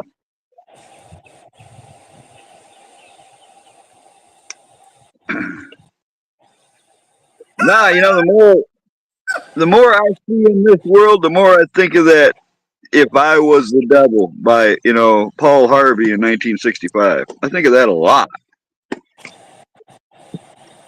Yeah, that's actually, yeah. And see, and just think, it's not a person that's causing this, it's people. Oh, SFP says, I want to try shrooms one more time before I leave this world. Man, yeah, I worry though, man. I thought about that myself, but I just worry because these words are used, but this ain't the same shit. It's kind of like, the green herbage. The green herbage is so openly talked about, and all these little names get thrown around, and but Hey, yet man, then you turn I'm around. just living the life, dude. I'm just living the life because I smoked this shit for like 52 years now. Well, yeah, And but what I'm saying, though, is what I'm trying to it's say is legal. that the version was different. Like the good old sense of me red, old dirt grown stuff was different, and now this is all Oh, well, been scientifically altered and stuff. And I'm this, going to tell you right now, dude, Nikki because lied too. Well, that was kind they of say this shit's supposed to be more powerful than when we were young. That I call bullshit, all right? Because like what you're talking about, I smoked real Thai stick and Panama Red and Acapulco Gold and Sensimilia from California and Oaxacan Tops. I smoked all that shit, and that shit would way better weed than they got today, and they don't agree with that. But whoever says that shit probably never smoked the good shit back in the 70s. They probably were getting fucking dirt weed. Because you had to know somebody to get the really good weed back in the day. All right. You just weren't going to get that from anybody. There were like three kinds of Colombian. There was Colombian dirt brick weed. There was regular Colombian, but then there was Colombian gold, and it was gold weed. And buddy, it was way better than the other two. So I don't think they kept track of it correctly. Right? I really don't.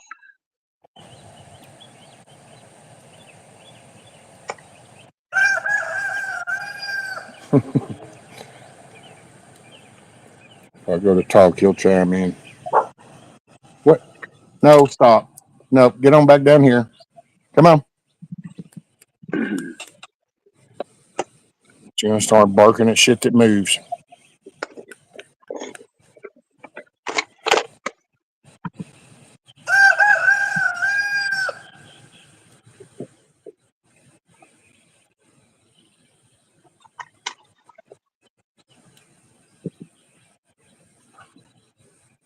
So, how's life going down there? You look sunny and warm. It's rainy and like 50 something degrees up here. I am. I'm actually doing awesome. It's really. I mean, I have bad days, so it's not like everything's perfect. But I'm totally cool with it. Everything seems to be awesome. I agree. I'm getting some of that myself. Alamo.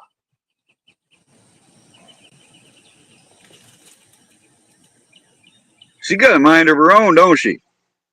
Oh, that's an understatement.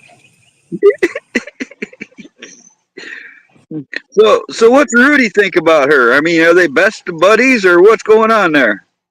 Oh, they are now. Now that she's fixed, and so he doesn't have his little um his natural instinct kicking in. Right. Huh. Neither one of them want to eat chickens. Oh yeah, actually, Rudy kind of freaked the missus out because he he kind of made a little lunge move when she was helping messing with the little coot, and one got out and she went to reach for it, and as she was reaching to pick the chicken, then Rudy kind of opened his mouth and leaned in on that chicken too, and it ended up closing on her arm. I mean, not by like hard, but she knew that he was going for the chicken. And it was like, what the hell? Wouldn't have expected that. Thought it was going to be my son's dog that we've adopted now. Instincts are hard to fight, Is that really his name? No.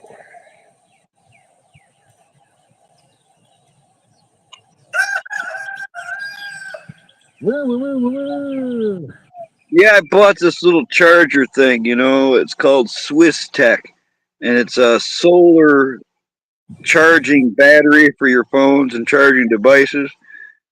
And you got to buy the thing, get to the small print, and do some research before you find out that it's for emergency charging. All right. So in other words, it takes like a fucking week to get it up to 100% in the fucking sunshine. All right. It's a slow charging.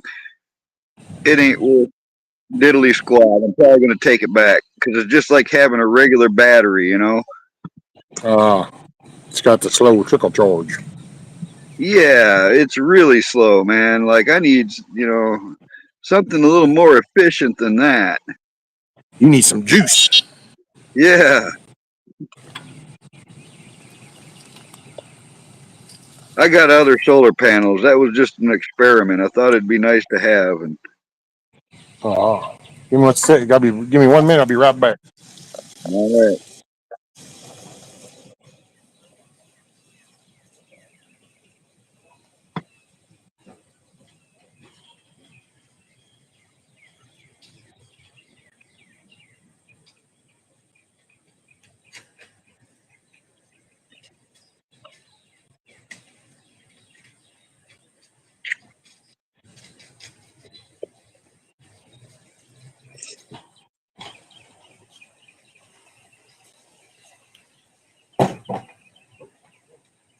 Twisting it up right now, 420.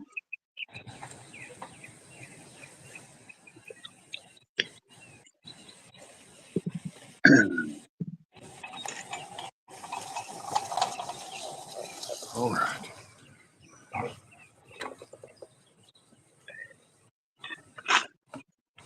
Now they're going to run around and act stupid. Yeah, Rudy didn't even want to come out earlier. He was like, hell with that shit, man. The ground's all wet. I ain't going out there. And then now he decided to, though. She was out here barking and shit and having fun. So now you're probably fixing to see them beeline by here in a moment. I don't know if they'll swing that way or. Well, I think you missed it, but Isla was rolling around on her back by the fire pit, just living her best life. Oh, yeah. Okay, there goes Rudy.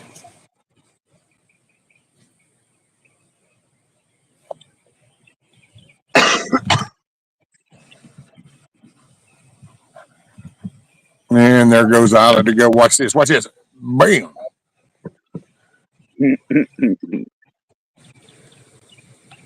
She always gives the old man.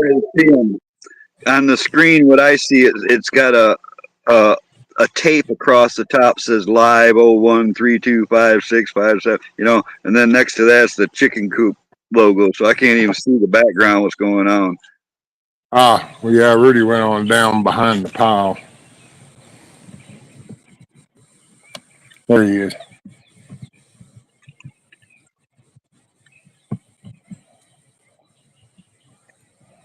And then Isla's right over there. You can't really see her because she blends into the background. Well, that's the way I like to be. Yeah, she's so dark, man. You just. Oh, there they come. Look. Get him, Isla. Get him. Go get him. Go get him. Get the old man. Get him, Isla. Get him. Get Rudy. Get Rudy. Woo, here he comes. Oh, he's going to get hurt. Look, he'll lay down right there, man. He likes that hot shit. I don't know. He's abnormal.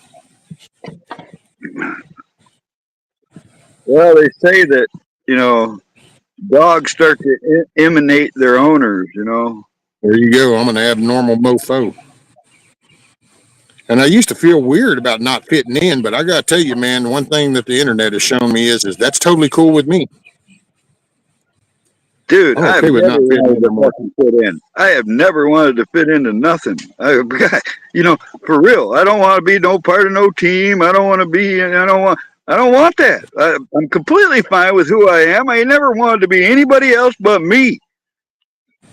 Oh, well, I get you. I mean, it probably comes from when like being in the fire service and shit like that. And you get used to working with squads and teams and your buddies and shit. And so you kind of like, dang, and you kind of hope for that in the bigger scope of life, but yet it doesn't seem to happen.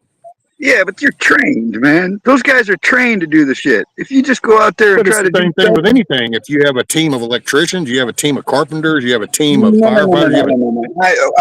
No. Hold on. You're missing the point. The Scat Pack's good to see you. Listen, I've been let down so many fucking times by turning my back and trusting somebody to do something or just as simple as shit. So, yeah, if they're trained for it, I might consider that. But if they're untrained, just out there, I don't know Jack from Adam, even people I knew, man, you can't let them use your tools. You can't let them use anything. They'll break it. They'll lose it. Oh yeah, but it's at some point. I mean, I don't know. It's hard to talk because I've realized now I say things on how I feel, and then people take that shit and run with it and think, oh, nah, see, like, okay, just, and we'll see where the dust settles on this. See, like my take on that would be, well, there's the strong people that can push through that, and then there's people that can't handle the conflict and they don't want it. You know, me, I've dealt with rookies and I've dealt with noobs and green meat, fresh meat, all the little terms. I've dealt with it in everything field I've been in, and so that's just people. Yeah. And it's like, well, I guess I could have said, well, man, shit, I'm tired of this, which I will say, it's now this is very hard to do nowadays because, yeah, I'm not sure. But it's just there's people that'll push through, and I'm not. It's hard to talk about because I've never tried to brag, and I've never wanted to come across like that. I totally, when people do that, it irks me. I used to actually call them the one-uppers. It's like if you just mention something, dude, we responded to the house, and man, they forgot there was a damn dog in the car carrier, and I had to go in there and get it. I guarantee you, somebody in that circle sitting there, and they're fixing to tell you how. Well, when the last fire I went to, there was a 3-month-old baby that was left in there, and then there'll be somebody else that'll go, really? Well, I had to rescue a mom and a baby, and it's the one upper. It's a one upper. Everybody's got to do better than the other. It's some kind of competitive story thing. It's ego, man. Ego is one of the least attractive traits anybody can have. All right, in my eye, that's my opinion. If somebody's got a huge ego, they think they're all the shit. You know, it's always me, myself, and I when they're speaking of things. I do lose interest in listening. Yeah. Holy shit! Your waterfall has a 26-foot drop. I mean, they're talking about the generator thing, but I didn't realize her waterfall was that tall. Hell yeah, man! You ought to be able to make that hydro generator work pretty good with that much. That'd be a good bit of. Well, depending on the volume, but that drop will end up a lot of. That's a force. It's that weird gravity shit that people don't believe in, but.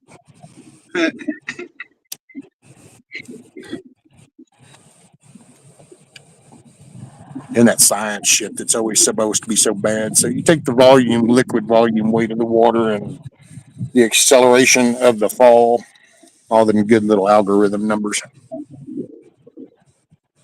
I don't know, man. I think that it's not a matter of fitting in because you can take that any kind of avenue. I don't mind fitting in as long as the group that I'm fitting in with is actually righteous.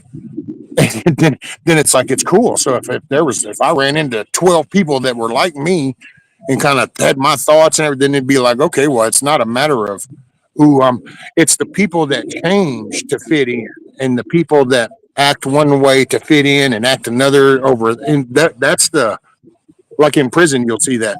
You can literally watch it going from this little group to this little group, this block to this block to this block. And it's like the verbiage changes from this one to this one to this one.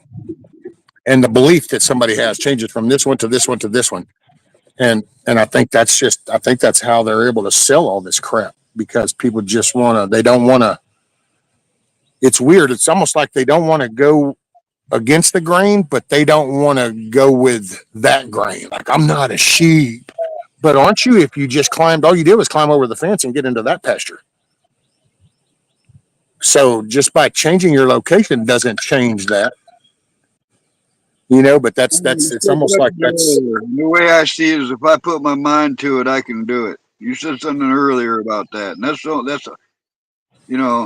like I got a real do-it-yourself type mind. All right, I'd rather do it myself, so I know it's done the way I want it done. You know what I mean? I don't like to pay people for services and be let down, especially. What's going on, Echo? How's the stopping smoking going? What's up, Echo? Echo. Well, yeah, no, see, I don't know. It's if I want something bad enough, man, I'm going to do something about it. Yeah, that's. But see, that was the drive. That was the drive our country had. That's how we have the longest running constitution. That's why we have been into space. That's why we do lead in that, and we've achieved so much. I mean, well, granted, I'm not happy with all the way we've utilized the stuff that we've come up with, but it's like the computer. I laugh. I can remember the damn internet sales pitch from damn, what was that? Earthlink and AOL and all that shit, and Yahoo, and what the hell were all them goofy little fuckers? But it's like, oh, you're going to be able to do pictures to grandma, and in another state, and you'll be able to keep track with family and let people in, as they're on vacation, and everybody's like, oh wow, this communication. Nobody even talked about all the trafficking and child shit and marriage breaking, infidelity shit, and all that perverted shit that was fixing to go down. Nobody ever brought that up. They just told you how awesome it's going to be. And so I get it, and I do think that we did good. We did invent some cool shit. We've just, unfortunately, our human nature kicks in, and we do the worst with it. It's kind of like nuclear energy. Well, that's really cool and all, and everybody's got electricity and now, and air conditioning and heating and lighting, and yay, go team. Oh wait, I'm not sure that we ought to probably drop the nuke bomb over there, because then it just polluted all the soil. So maybe the nuke thing, there's a good and bad to everything. It's just the humans are the ones that screw it up. Dying. We got free power.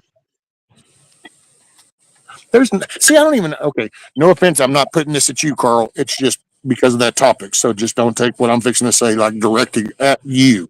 Okay. I was being sarcastic. But it's the fucking word free electricity. And it's just like, I don't know if that's out of fucking ignorance or it's out of the sheeple thing. Like, I just want to follow this. It's the government holding the Tesla down. Yeah. Free energy. Where the fuck does free energy come from? Because the minute you even fucking create a screw to tighten something down, to tighten a copper lead down to something to get electricity, somebody had to make the fucking screw. So there is no free. Not to mention, that word doesn't exist. Well, you had to have fuel. You had to at least eat a beef jerky or something to be able to Your turn. Free electricity is the lightning bolt that came down and struck the fucking tree. If you had a lightning rod in the ground, somebody had to make the lightning rod, and they didn't do that shit for free. Wait a minute, that sounds pretty expensive to me. That's just that word. See, there's that word salad that gets used, like always and never, and it's like the word free. There is no free electricity. There's no free anything except for air. Because I'm so offended. You got to make something. It's like free internet. How do you have free internet? You've got to have the satellites or wiring or some way to do that. No, free internet. What? It's not possible. But see, this is the whole mindset that we've gotten into over time with the, look at this, buy this 2 for 1. And it's like, well, wait a minute. If I'm getting a sale 2 for 1 and you're charging me $9.95, but you were charging me $9.95 before. So you're making enough profit to cover the cost of the second one and the cost of the first one. Hey, listen, grass, cash, or ass. Nobody rides for free, man. Oh, yeah. But I had the bumper stickers on most of my vehicles. But it's like I watch that conversation go down all the time about Tesla and free electricity. Yeah, the big bad wolf government. We could have free electricity. They stole Tesla's shit. Okay, has anybody ever really looked into the Tesla thing to realize how he got screwed over? Oh, wait, that's right. He was trying to build something and he had to go borrow some fucking money, which means, oh, wow, I guess that wasn't free. So, see, he wasn't inventing free electricity. He was just inventing another way of electricity. Hey, I got to give Echo a little energy here. You know, Echo, they say that you start cleaning your body out after 3 days of not smoking. If you can make it to 2 weeks, you should be golden. Anything else is in your head. All right, you've already be past all those cravings and stuff. You've been going a while. Good luck to you. Stick with it. Echo, are you doing like any kind of a vape or alternative, or you decided to quit? And I only ask that because if all you did was you put them down, which is good because that's quitting. One thing you might find that'll help is do the steam, get the steaming pot and put the blanket over the head, breathe in, kind of like we used to do, with sinus stuff. But what that does, it'll help get in there and you'll cough and hack up a lot of that crap that's going down there in your lungs. And that makes a big difference. And then your taste buds will start coming back. And life-changing shit. Dr. Pepper's never tasted the same. I got to say, I grew up I've done smoked cigarettes since I was I don't know, fucking 8 years old or some shit. And I done Same smoked here. so long, I thought Dr. Pepper tasted this way, which I loved it. I mean, I always drank Dr. Pepper. And then I'll be damned, dude, I'm in my 50s and I quit smoking. And all of a sudden, I went and got a Dr. Pepper. And one day it just all of a sudden tasted different. And I'm like, hey, can you remake this? Something must be wrong. And they redid it. And they're like, huh? And then I went and bought one from the store. And it was like, oh, wow. And it dawned on me. It's like, wow, my taste buds have changed since I stopped smoking. All of a sudden, and it's not that it tastes bad. It just tastes different than I grew up with. She's gone 16 days now. That's good. That's good, Echo. You're past all that chemical craving. Now it's all in your head. No, I would do it. Go easy. I can tell you now, there'll be trigger moments. There'll be the right tasting food, or it'll be that for me. It's actually even shows. I still have that effect sometimes when I'm sitting there. It depends on how low my thinking is. But like if I'm in the early morning watching the westerns, I'll be drinking coffee, and I just somehow, man, I kind of got a desire to whoop out a Bull Durham bag and roll a cigarette. And it's like, man, matter of fact, that's one thing for my birthday. That's why I'm buying me a pipe, because I think I just want to do some natural flavored pipe tobacco.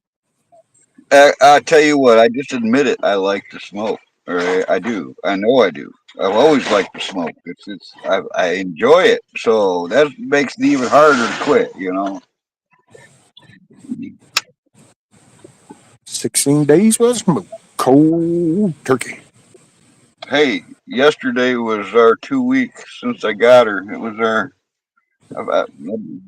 I've gotten Pamela here with me for 15 days now. Heck yeah. I don't regret none of it. She's a badass. She's a badass. I got me a good one. And there you go. That can make or break life. The only thing that was a problem was when we were unpacking and repacking her stuff, she had loose ammo in everywhere. We had to condense all that shit. Every pocket she checked, she found another round. We had to get all her fucking ammo in one place. That was like the most unorganized thing about her.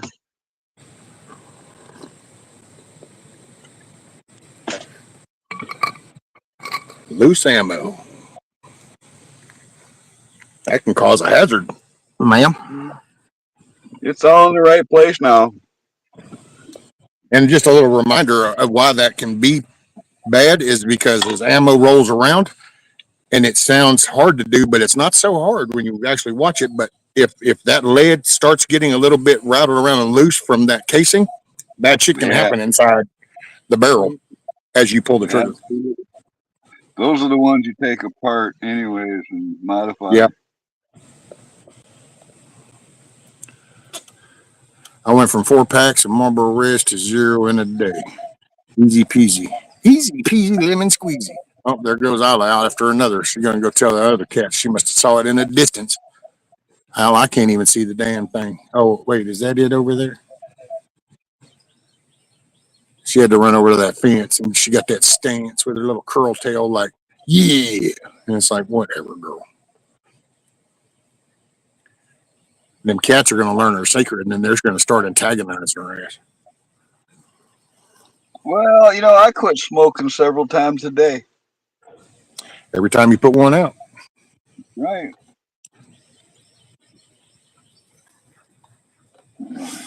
Hey, man, do you, boo? That's what I'll tell anybody. I'm not one of those. I will say, and hey, facts are facts, and facts don't care about feelings. And so, that's on them.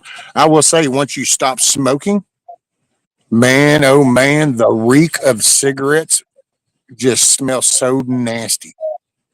We can be 2 cars behind somebody and with the windows down, and somebody will be smoking away, and it's like, ooh, god dang, dude. And I look at her and I'll go, really? That's what it was like when I'd get out of the truck and shit, and she'd be like, well, I know. Well, see, she grew up with it because her dad smoked, so she was numb to it, and I don't know why, but I don't preach it to nobody. I don't care, man. Hell, do you? It's like, I don't care about the drinking. I don't care about the drug use. I don't care about anything as long as you're not fucking with nobody else. You're the one that you're existing on this ball of dirt. You want to risk it, skydive. I don't give a shit. Jump off the side of the mountain. I don't give a shit as long as you're not affecting nobody else. The minute you affect other people, bullshit. I call bullshit. The owner of the upholstery shop's been trying to quit smoking. I don't smoke in his face anymore. You know, it's like I know what you're talking about, especially when you're trying to quit. Everybody around you smoking, that'll drive you nuts. Oh yeah, and you can my lifelong best friend. There, we've been friends as long as my kids have been around here. He's the last one that's left. Everybody else done died, and he smokes, and and he knows it. I make fun of him when I get in his truck. Hadn't been in there in a few years, but I'll tell him, going, "Good God, do we really got to ride in your truck, man? This is like some." I said, "This is like a nicotine wagon," and he'll start cracking up and shit. But I still get in the damn truck and I just roll the windows down, and just because I don't like something, but it's not my vehicle, it's not my body that he's affected. You know, what I mean, so it's just a smell thing. Well, my God, how many times have you been to a Walmart? And I'm sorry, it has nothing to do with smoking. It's just people that can't bathe properly, or they just think that they're just fine with their once a month bath. And it's like, yeah, well, you know what? The rest of society's not okay with that. Well, it helps keep them away. All right, you know, if you don't take a bath for a week, people tend to leave me alone. Yeah, but people ought to keep their funky ass then out of Walmart and public places. Well, you got to wash your ass, even if you don't. You know, Yeah, wash your ass. That's some. that's why what you ought to do is before you go out in public. But see, I live in the country enough, dude. We get people that go into the store, which I don't know, it might happen in the cities too. I don't know. I don't live in the cities. But these people will walk in with no shoes on, with their nightgown on. Listen, you got to tell me. I sat in a Walmart parking lot just last week. All right, I watched a dude with boobs try to pull dents out of his door and roll over on his head doing it. All right. Oh wow. I mean, a Hey dude, I just dude saw a with video of boobs. a repo dude and he got his head run over. I was like, God dang. Man, if I got to go to one of those places, I'm in and out of there. I'm on a fucking mission. I notice like the world is moving in slow motion around me. I get to what I got to get and get the fuck out of there. Well, that's the idea. See, especially if you're aware of the problem. See, don't you? Isn't that ironic? You hear so many people acknowledge, the psyop, the marketing, the shifty shift behavior kind of thing. So everybody acknowledges it, but yet everybody still falls for it because you still go spend an hour in Walmart when all you really went in there was fucking bread and milk. But somehow those very things that you're aware of, but they still distracted you and pulled you off down this aisle and this aisle. And it's like, is it really the system then at that point, or are you voluntarily? It's kind of like, you walk somebody up to the fucking shit tank and you go, okay, it's full of shit. And they're like, yeah, man, I know it's full of shit. And then the next day you're sitting there and they just run and jump into it and they're like, oh my God, I'm in the shit pool. And it's like, really? So did you not think there was all of a sudden shit in the shit pool that we were just talking about? I mean, at some point you gotta, because all it's to keep you in there, keep you sick, I keep you ain't getting spending in money. a public pool neither. I'll go swim in a swamp before I get into somebody's swimming pool.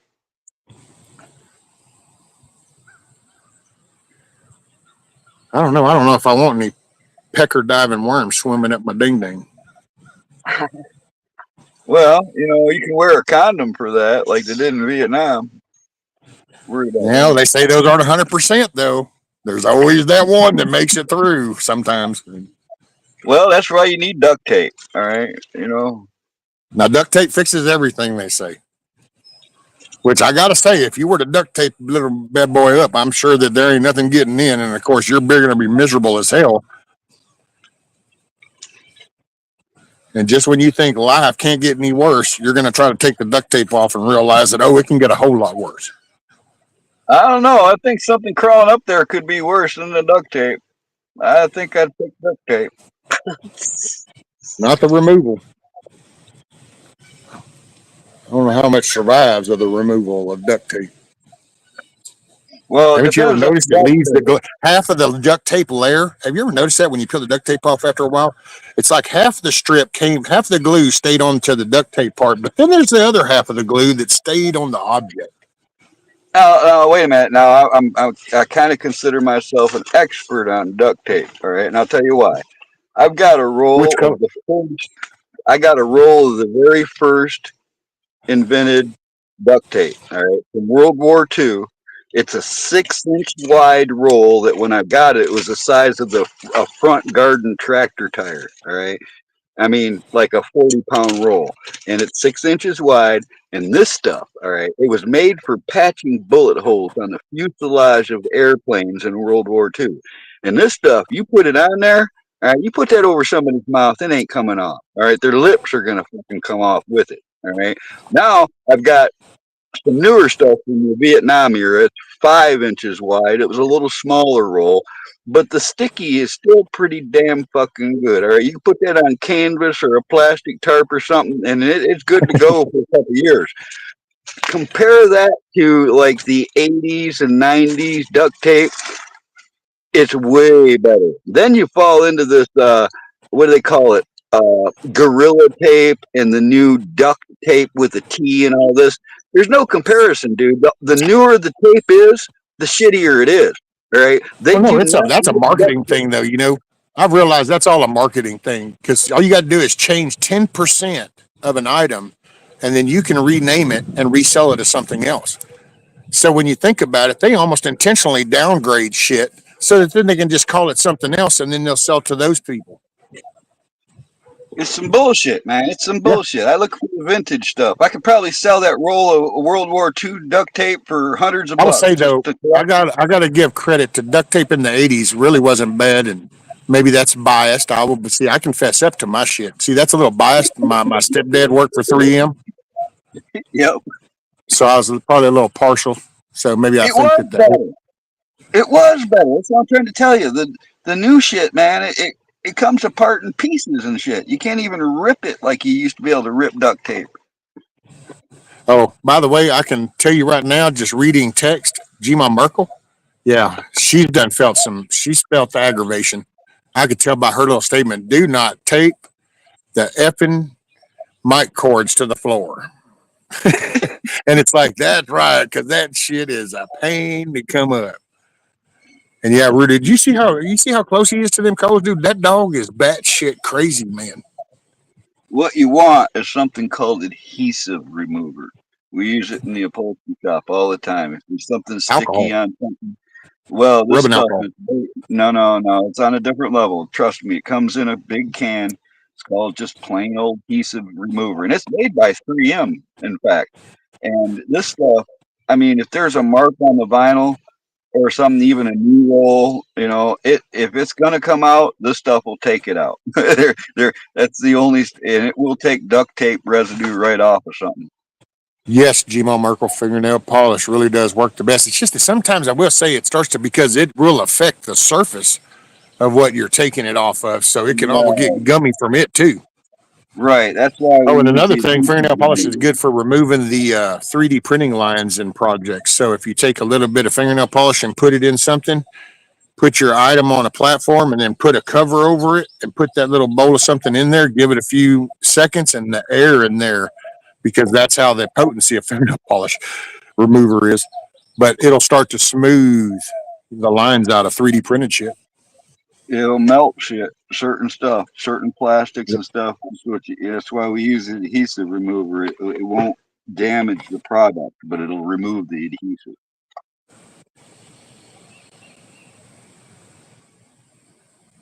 Yeah, that rabbit Rudy is just weird though. That dog will literally get you can't pet him on his head when he lays in front of the heater because the back of your hand is going to go, what the hell, dude? And you're going to realize how close he is. And you're just, I'm telling you, I used to have a dog when I met the missus. I used to have a black pit and she was batshit crazy. Like right now, I'd have to have her chained up because otherwise she'd be in there grabbing them limbs and pulling them out of there. Because that's what she would do. Anytime I burn anything, I had to chain her up because she would just go jump right in the middle and start slinging limbs and shit out. And But she didn't go like get right up next to the coal. She was just batshit crazy. It was either on or off. He it's like I don't like the sun because he won't lay out here in the sun when it's hot. But like right now, I guarantee you, if I went there and put my hand down the side of him, I wish I could. Matter of fact, I guess well, no, he'll move if I go in. I'd say I'll go in there and get my little temperature gun, and then I could just shoot the side of him, and you can see how hot it is. I guarantee you on his side right now, or on his face because he's looking at it. I'm guarantee you, and if I did it, you'd be going, "What? That's crazy, Rescue." And I'm going, "I know. That's what I've been telling you." He's cooking. Dude, I was just in a chair and I wasn't even that close, just trying to stack it up, and I could feel that heat on my legs. And I don't usually feel shit. Hell, I could show you scrapes on my legs I didn't even feel when I did them. He's doing it right now. He's cooking his brain. Oh yeah, dude. Well, there's nothing there. It's just heating up the empty space.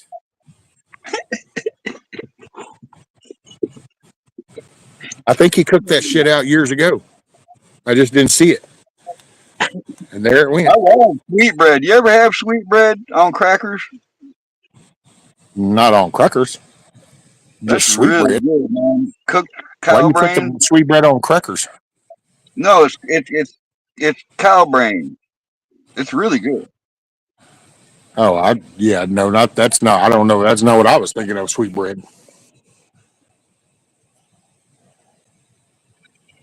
It's good stuff, man. So sweet. So the sweet bread Like sweetbread is actually brains. That's what they called it. Huh. Alrighty then. I would say that's kind of crazy, but I'm sorry. I'm sitting here in 2025, and so I'm really not shocked by a whole lot no more. I get that. I do. I mean, right. I gotta like stick my finger in a socket to get shocked. Yeah, it's it's come down to the physical shocking is about the only thing that really is going to shock me anymore. I'm like, let's get back. I have a lot of room up there.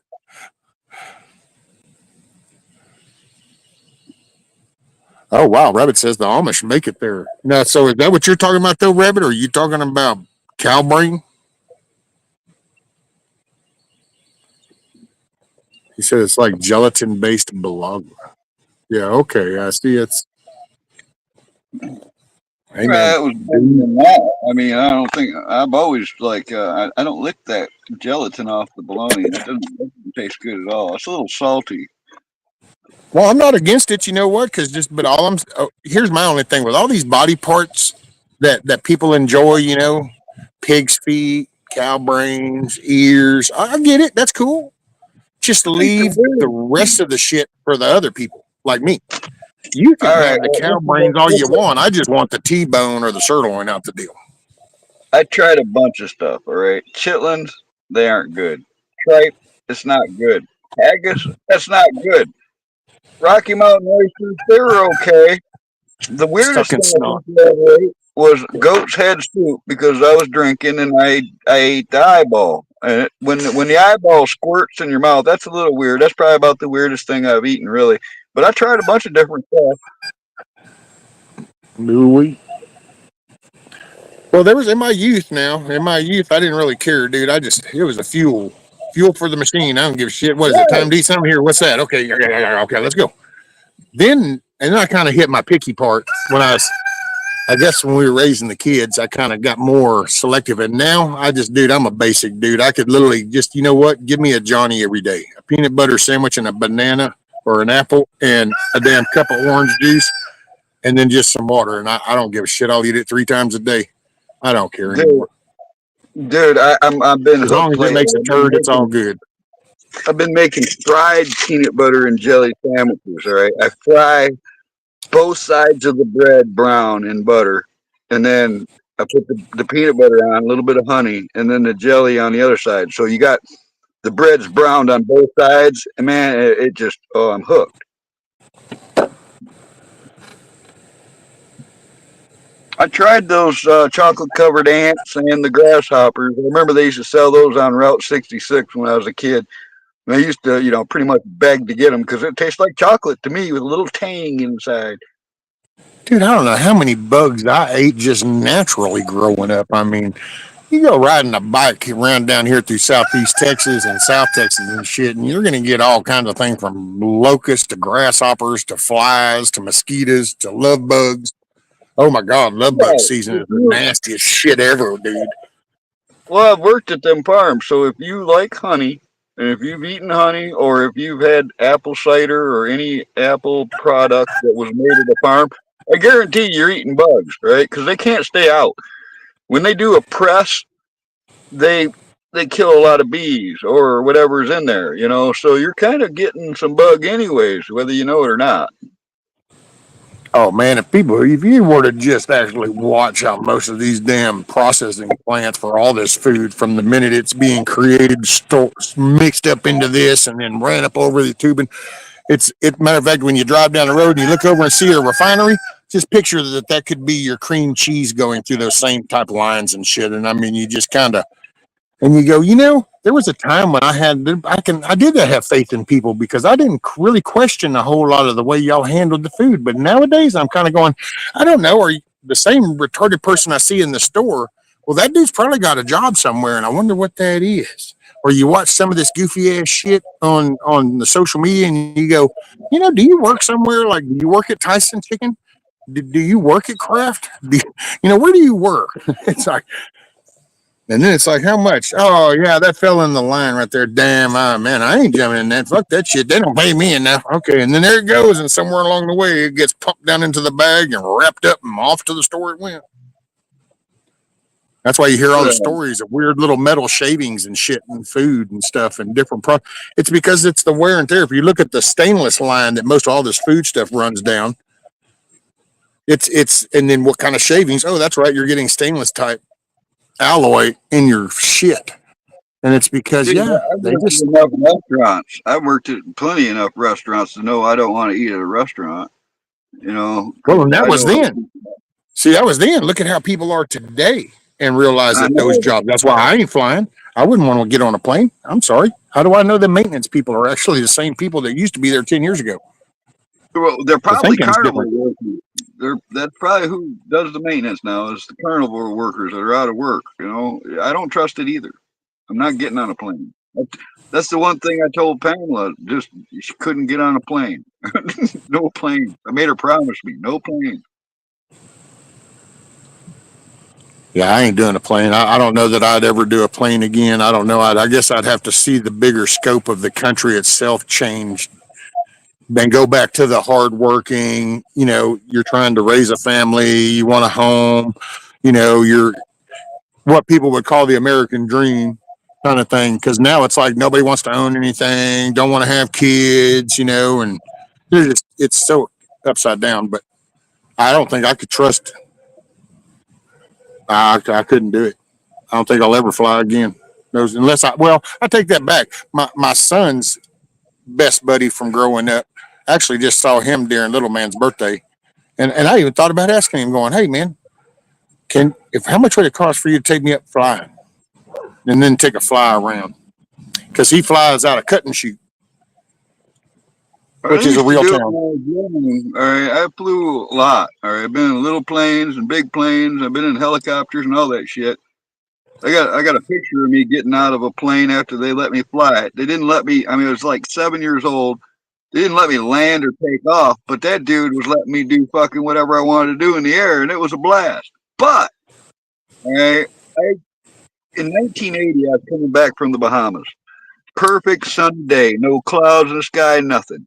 All right, and the turbulence that hit our plane felt like somebody ramming us with a bus. All right, and the wings were fucking flapping. I had a window seat, and I literally saw those wings bending like they were a flapping bird. The pilot came over the radio trying to tell us to be calm, and it sounded like he was about to cry. Everybody in that plane wrote their lives off. I saw everybody just kind of settle into the fact that we were all going to die because everything in the plane fell on us. The whole console above us broke. All the shit Oh fell out yeah, of the ceiling. and we made an emergency landing where we're not supposed to land. We landed where they right on the coast of Florida where they shoot off all the rockets and shuttles and shit. We landed there, and they gave us a new plane and flew us out of there. But everybody thought we were going to die. I thought we were dead, all right, because that fucking plane was breaking in midair, and dude, there was nothing there. It felt like something was ramming us, but nothing was there. They called it. Yeah, it's turbulence. So and it's cool when you listen to some of these guys designing that shit nowadays, and they actually figure that stuff in now. And see, and there's that learning curve. We just learn so much over time, and there's so much that gets taken for granted now. But that was like the early flying, although that doesn't seem too early because that's just in the '80s, and it's like that's still early. Yeah, I don't. Hey, what's up, all for his kingdom? Morning, not only because of that, but all the other shit I see nowadays. So it's like they've dropped the ball. There is no PMCS anymore. Preventive maintenance checks and services. I think they're dropping the ball. Like I said, man. I don't know. The word DEI, that DEI concept, just out of the fucking feelings of it. Just the facts of it show you by just facts. That's what's going to cause problems because the minute you stopped hiring because of skill, you've changed the dynamic. And when you're going to do maintenance on an airplane, you want the best mechanic, not the one that fits these check boxes, the right height, the right color, the right gender, the right belief system, the right eye color. None of that shit matters working on the plane. You want the best mechanic. So the minute you change that standard right there, regardless if you're all pro, trans, gay, whatever, I don't give a shit, dude. It's just that's the simple fact of I don't understand how the country's upside down on this. Like that should make sense to anybody. Your doctor, your airplane mechanic, your train mechanics, your plant workers, your bank manager, hell, your boss. Don't you want them to be hired to be the best of that job? Not the check boxes to make it look good. You want the best. And that's why I'll never fly again. I think they've totally corrupted that. I don't think I'd get on a train again. All I know is your life can depend on some nuts and bolts. I want to make damn sure they're tight. If I ever did get on an airplane, I'm inspecting that motherfucker myself. Well, and I want to know that the person that's piloting me is thoroughly invested in this. I want to know that the company that's the background of this is actually in it, fully, and not you're just trying to look good on the internet on your about page or some shit. I don't care. And AI controlled. See, but there's a thing though, Wild Dragon. It's like AI controlled. That's that's just it's gonna be the same. It's just gonna be more intense because it's gonna be whatever AI engine is doing that process. And how is that AI programmed? It's kind of like just to reference things that I think most people remember seeing. Remember when that Google had really jacked with what was their things, the Chat GTP or some shit, and then people went into what's a Nazi, and you'd get black Nazis, Asian Nazis. Well, that's because guess who programmed that AI bot? Radical ass little people that were trying to do the whole Nazi message and the whole woke kind of shit. So that's why all of a sudden it altered that. So it's whoever controls the AI is going to then be the main master chapter writer of the books. So, because we've been using AI as far as production wise, and I can see a point to it, but we need to learn to accept responsibility that, okay, if we're going to have an AI robot come out here and act like a Roomba in my yard, and it's going to roam around and it's going to gather leaves and it's going to pick up limbs and it's going to keep my grass trimmed, that's cool. But how about I still come outside and then maybe I work on another project, or I start working on a gutter system, or I do something instead of just going, oh, that'll do that. Because that's our problem. Every time the internet, all of a sudden we stop wanting to go to a library. Why go to a library? I'll just Google that shit. And hell, why even buy a computer now? I'll just do it on my phone. And so you just look at if people are offered shit, they just run with that shit, and that's we got to have the self accountability, accepting responsibility. It's kind of like having a cool gun. Have the big old collection of guns. What keeps it in check? It's because the person that owns the guns is being responsible. So it's kind of like all these other tools. Right now, we got a bunch of irresponsible, unaccountable, and I think there's an intent to remove the word accountable. Yeah. The skeeters got me. I have been nipple pierced. Damn, Gmo. I guess that would be rough on a woman, wouldn't it? Never quite thought about that, to be quite honest, ma'am. Skeeters down here are rather annoying as shit. I could only imagine. Well, it might be fun to scratch that itch. Oh, you know what? Okay. I want to show this. So, y'all hold tight. We're going to get a little. Well, no, here. Let me do that for a moment. And then that. So Texas flag right there. She got some pretty stuff. She was waving that a while ago. We had a good little gust of wind. That's why I wanted to spin it around and show it. We just went Rescue 2.0 robot.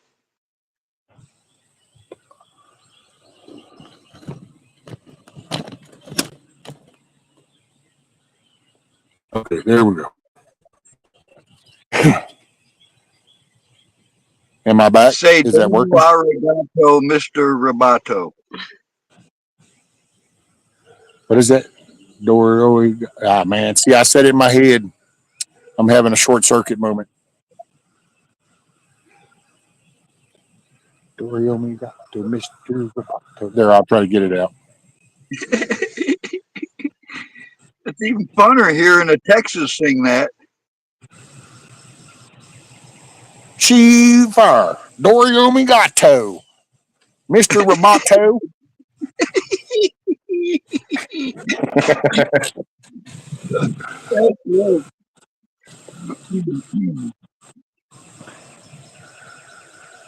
This is not the droid you're looking for.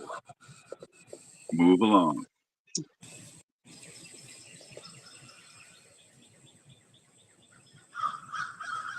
Man, y'all some noisy jackers. I keep going. Keep Birds is in this background, man. I don't even think you're going to get a copyright strike for that. Oh yeah, I'll probably get some kind of movie copyright strike from the movie Crows or something because I was playing their background sounds. Like, no, it was just for real shit. Yeah, say hello to all four kingdoms. Hello. Oh, Forest Kingdom. How are you, ma'am? I'm doing good. How are you? Rescue. Shoot, ma'am, I'm sunny side up. I'm doing awesome. Looks good down there. Yeah, it's a little overcast, but I'm glad it didn't rain too much. Just enough to get everything kind of wet. And I haven't had a chance to fix my house and stuff yet. It's gray and rainy here, and everything looks dead. So your yard looks really nice. Oh, well, yeah, that's Texas. Once I kind of got the leaves and the limbs kind of it didn't take it but about 2 days, and everything kind of greened up and started going. Yeah, it's like freedom. Freedom! Hell, matter of fact, you can even look right over. Let's see if I can get my direction right. Right in the pile area right there, and how green that is, and yet that was actually leaves and limbs that came all the way out to the brighter green side, and it only took a couple of days for all that green grass to go. Yeah, we're free now. I'm waiting for that here, man. There's not many budded tree limbs either. I noticed a couple trees starting to, but morning camel's better half Pamela.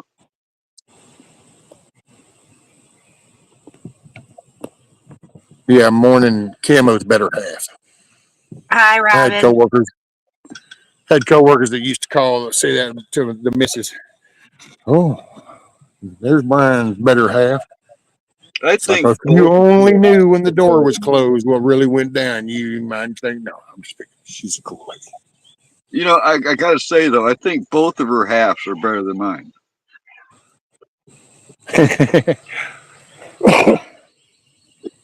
Wild Dragon says I got 3 channel with copyrights. Only 1 channel can do lives.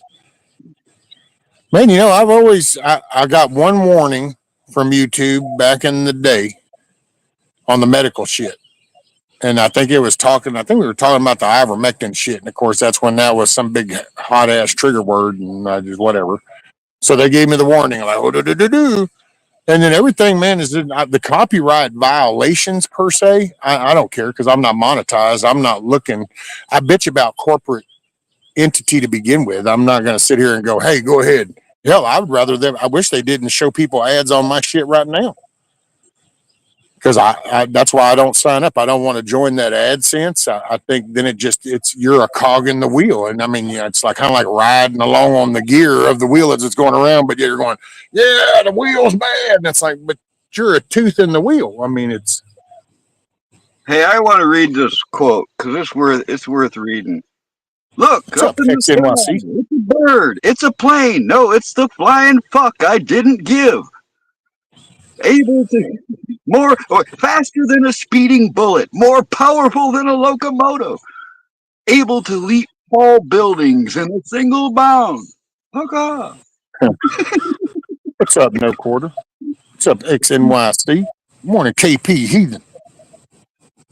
I had 2 channels deleted. I got 4 channels right now. Oh shit, no, son. I got this channel. I did create another one that I was gonna just do this on, but a while back. But I've never done that. It just sits there. I'll do forgot password or some shit, and I'll figure it out. But no, actually, that's what's funny. The strike that I got, which now got lifted because I finally go, really? I mean, I'll delete your shit. Was actually the Thomas Massey video.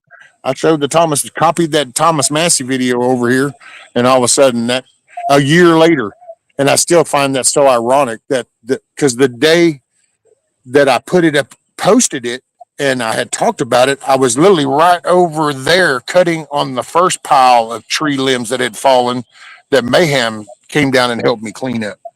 So I was literally over there cutting on that shit, talking about Thomas Massey and the video. Hold on a sec. I got to mute it.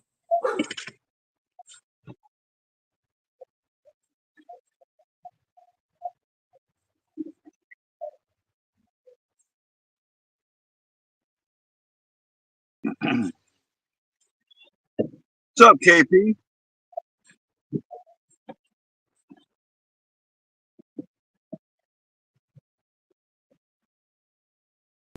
See now, 420 Wild Dragon came up on my panel there a while back. Now he's doing his own stuff. He's getting all wild and crazy, getting copyright strikes. It might not even be safe to let him on your panel anymore if he's that controversial. Who? 420 Wild Dragon. Why is he controversial? I don't know. He's getting all these strikes and stuff. Oh. Well, it's probably stuff he shares. I don't know.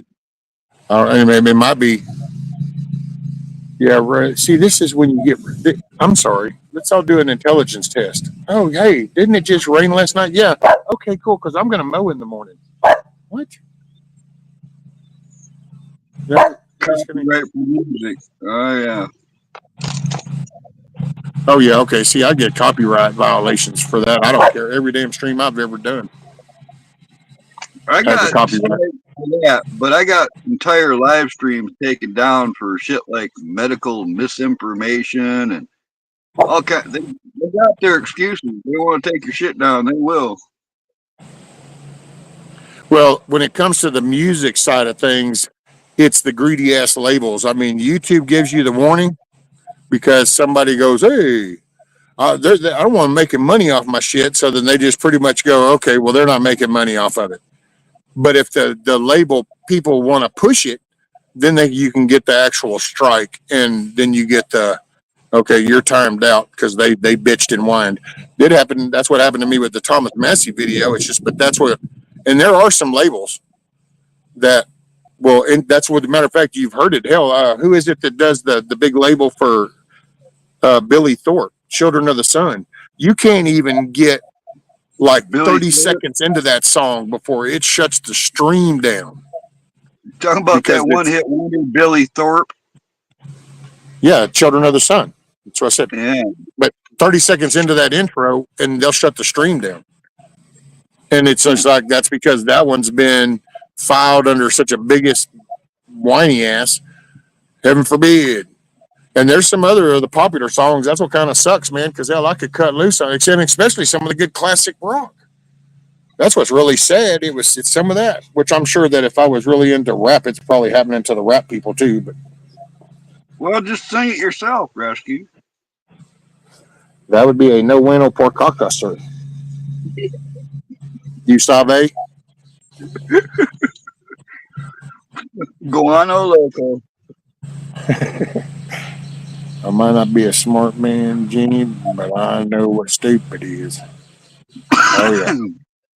And yeah, kiss off Rudy. See, Rudy just don't. Rudy done figured it out. He don't give a shit unless I give a shit. Her, on the other hand, if anything moves, I see she doesn't even see them. All she sees is the shadow move or something, and so then she got to bark. Have you ever analyzed that? I mean, have you ever analyzed those statements like you don't give a shit? Why do people always say that they're going to take a shit when they're actually leaving one? Isn't it better to give a shit than to take a shit? Well, maybe technically you feel better when you take a shit. But are you really taking it? Where are you taking it? You're not taking it anywhere. Well, yeah, you're taking a shit. Should feel relief. Some things just don't make no sense at all, like that. Unless you're full of shit, and then I don't know that taking a shit would have the same equation. But giving a shit, I don't know. I guess it depends. Are you on the giving or the receiving end? Because if you're on the giving end, I guess if that's your thing, but not giving a shit. Now, see, that's kind of empathy.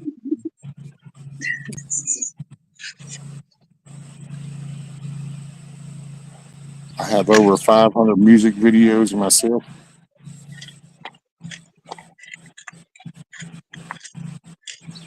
Most of my music is Kid K music, my buddy's music. Oh, there you go. I think I met him on Indies one time. I got over 217 music videos I can stream non-copyright. Oh, look, XNYC does music videos every day.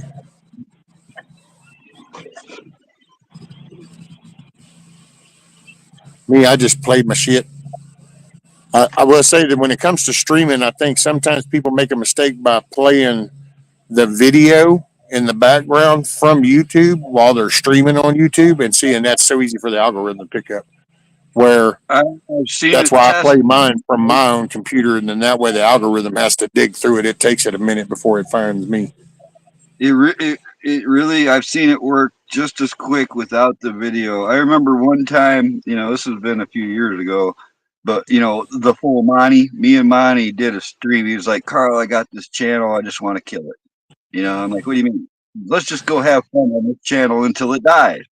So we went and we played music for like maybe 8-10 hours straight, and we ended up getting 57 strikes for copyright. All right. But we were able to keep going, and it was like, I mean, you can really push that boundary. I don't even think it killed his channel. It may have for a while, but he's probably got that channel still. Oh yeah, I mean, you'll just at the worst you're going to get the strikes, and I mean if you piss off enough, I guess, but they'll tell you up front if they're taking a damn ban permanent. They'll tell you that up front. But me and Monty used to have all a blast way back in the beginning days. We'd sit up there and actually we would bet on what the next song, and I'd play them. Boy, sometimes it would be blink, it instantly go down. Sometimes it'd be halfway through, And everybody be like, I don't know. And I think that's how it shifted. Most everybody now knows it's like, just give it a minute. All you got to do is stop playing the song, give the algorithm time to scan again. And then all of a sudden, boop, you're back up and going. See, and that's those label whiners that have just they've placed that on that song. But oh, me and Money had a blast, dude. That was way back in the day. It's been The a while, but Sandlot it days. was howdy, Michelle the Great.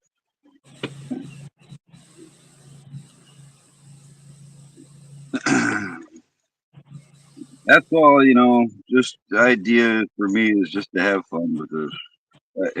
If you get me, I get being rebellious, trust me. All right, I do, I get that. But now I've got all you people and I don't want to lose my channel. So it's like I try to be a little more careful nowadays, just so I don't lose. It was a little reckless in the beginning, you know what I mean? I did a video of taking my son to a car wash. YouTube flagged it, and Megadeth gave me permission to use the song. Hey, what's up, Michelle? I have a fire going inside. It's damp and freezing rain. Oh Lord. Well, I thought about going over there and stoking that one, but then I thought, well, it's also 11:30, so here in another hour. Well, actually, 32% battery life. I just realized that too. So don't have much longer before this will go down, and I'm gonna eat something. The missus will be home. She had to work partial day today. Yeah, I want to do something. I want to get And then something accomplished today myself. little man should be over in about, I don't know, I guess an hour or so, hour and a half. And then we might give the tractor a try. Yeah, that's awesome. It ain't up in the front part. It ain't nasty because it's got the grass up there. It's dried off. Sun's starting to come out. That's highly likely, Coyote. That's highly likely. I plan on it.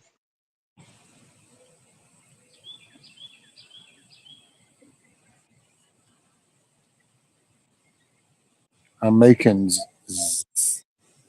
ziti.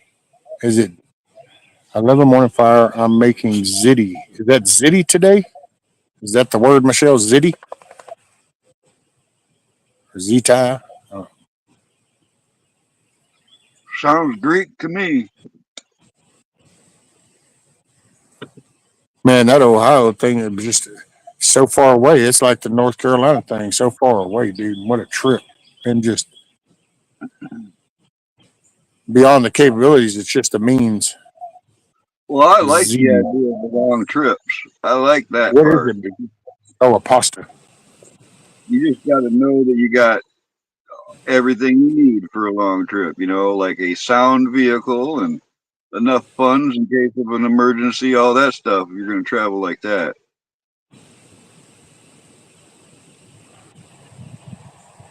Well, that's me with the means that we got the one vehicle. Can't leave her with that. Can't take that from her because she doesn't get time off until what, June. And then you look at the monetary fuel cost because what was it when I looked up? Because somebody asked me, I think, about the Ohio thing. I don't know if that was 1,100, right at 1,000 or 1,100 miles or something. It was like something like 350 miles was $100 or more. Took, maybe 6 hours. It was constant driving. It wasn't bad. It was enjoyable. I mean, I'm looking forward to doing more. Look at there. Speaking of all the copyright things, I just got one of the email notices is apparently number 189. Mind you, I forgot. It's number 254 or something.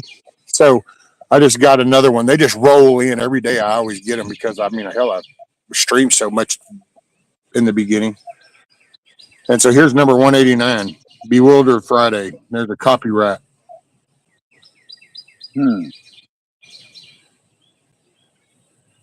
Let's see. And I don't know.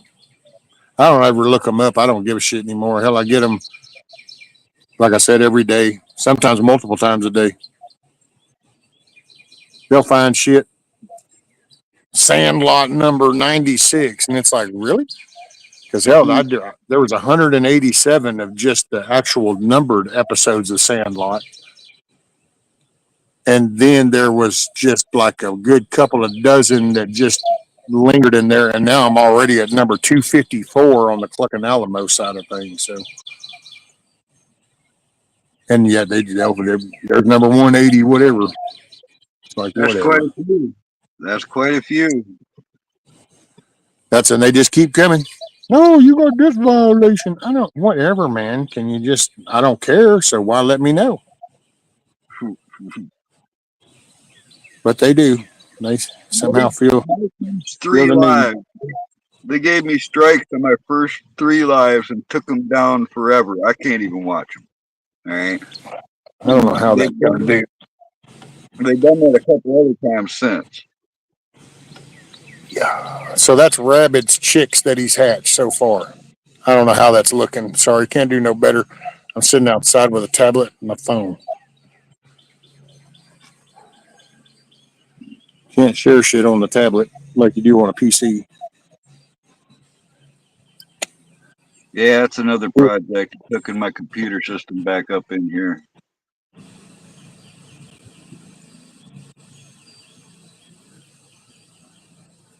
Chicken Hey, man. Right. I'm going to jump down, Rescue, but thanks for having me up here. You got it, brother. Make it a good day. Y'all enjoy your day. Hopefully the sun will come out and you can get out and doing stuff and have Oh, fun. I'm going to make it a good day, sunshine or not. All right. That's just the way I'm going to roll with that.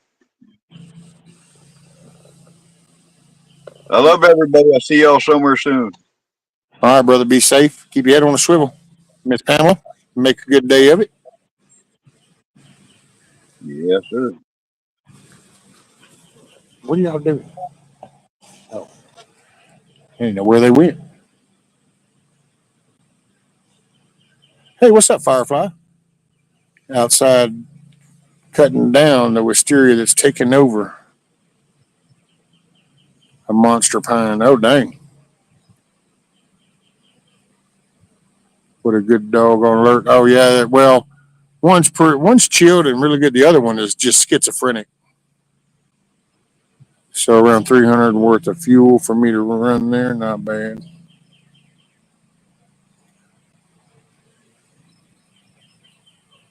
Keep it out of the pickers.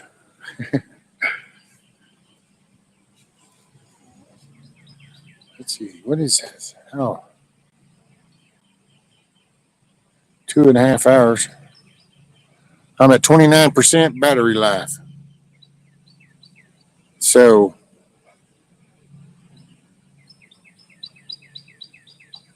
Rabbit says, think I'm going to cut my wisteria down too far if I move it out into the woods. I can't trust my dog. He's unpredictable. Oh, well, the light brown one, Rudy, he's so chill. I mean, he's not getting excited unless I get excited. Now, we've adopted from my son, the little black one. That's Isla. Now, she feels like she's my protector, so she is my shadow. We've gotten to where we laugh about that because she has slowly become my shadow. If any move I make, she's right in step, and yeah, she's on guard. I mean, that's her right there, sitting right here by me, because she hears that mower nose through the woods. Rabbit's taking over everything. It's bad. It's bad. So bad. Man, oh little man, I hope he's in a good mood. But hey, we'll get him in a good mood if he's not. Show my son how you can kind of work things. Hopefully he'll be here for too long.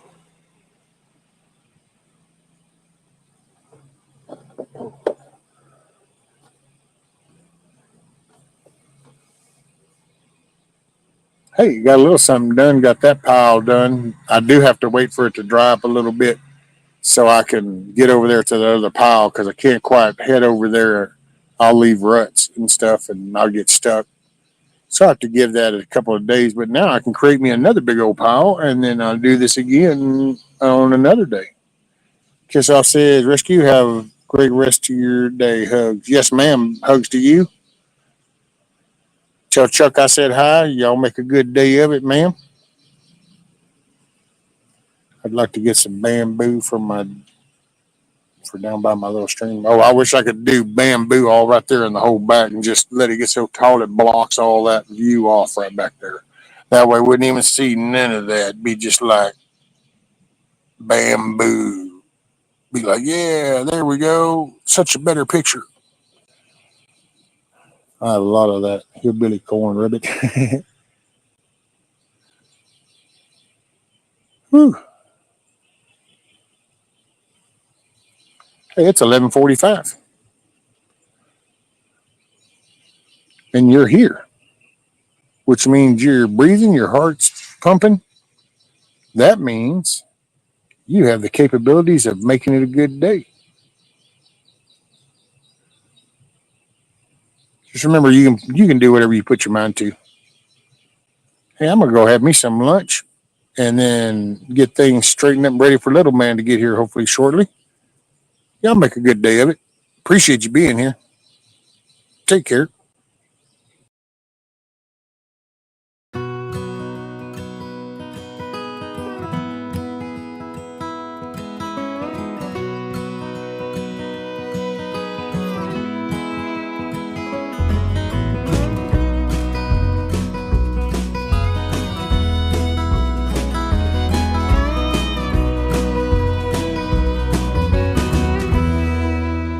I ain't here tomorrow.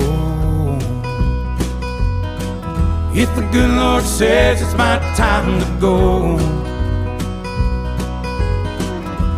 I don't see that morning sunset. There's some things I need for you to know. The truck is yours if you want it. It'll run forever if you treat it right. When you think of me on some back road, that's because I'm right there by your side.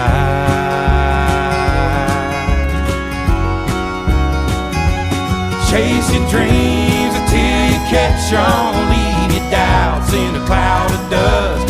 You can't ever love too big. You can't call your mom too much. Do your best to get it right. Forgive yourself when you don't. Hope you don't forget how much I love you. I ain't here tomorrow.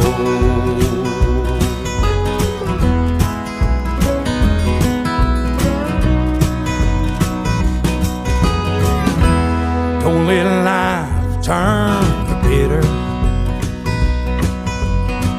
Don't be ashamed to bow your head.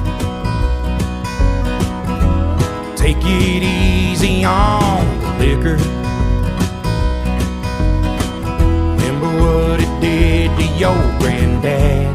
Yeah, you're gonna get your heart broke,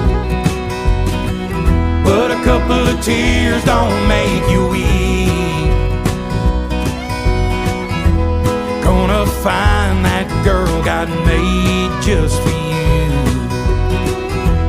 Knows what he's doing, wait and see.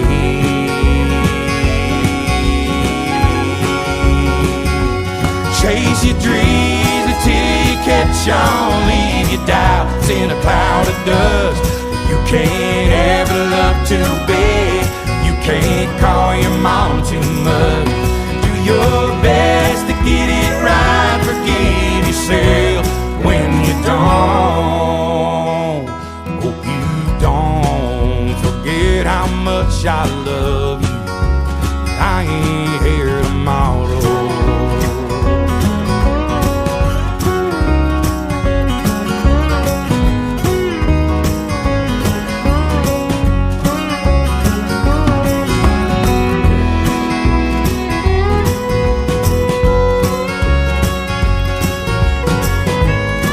say just show up and do the work. Be the example you want to see. Keep the shotgun in the family, raise your babies by the book, and keep my picture in your wallet, keep your car keys on a hook. Do your best to get it right, forgive yourself when you don't.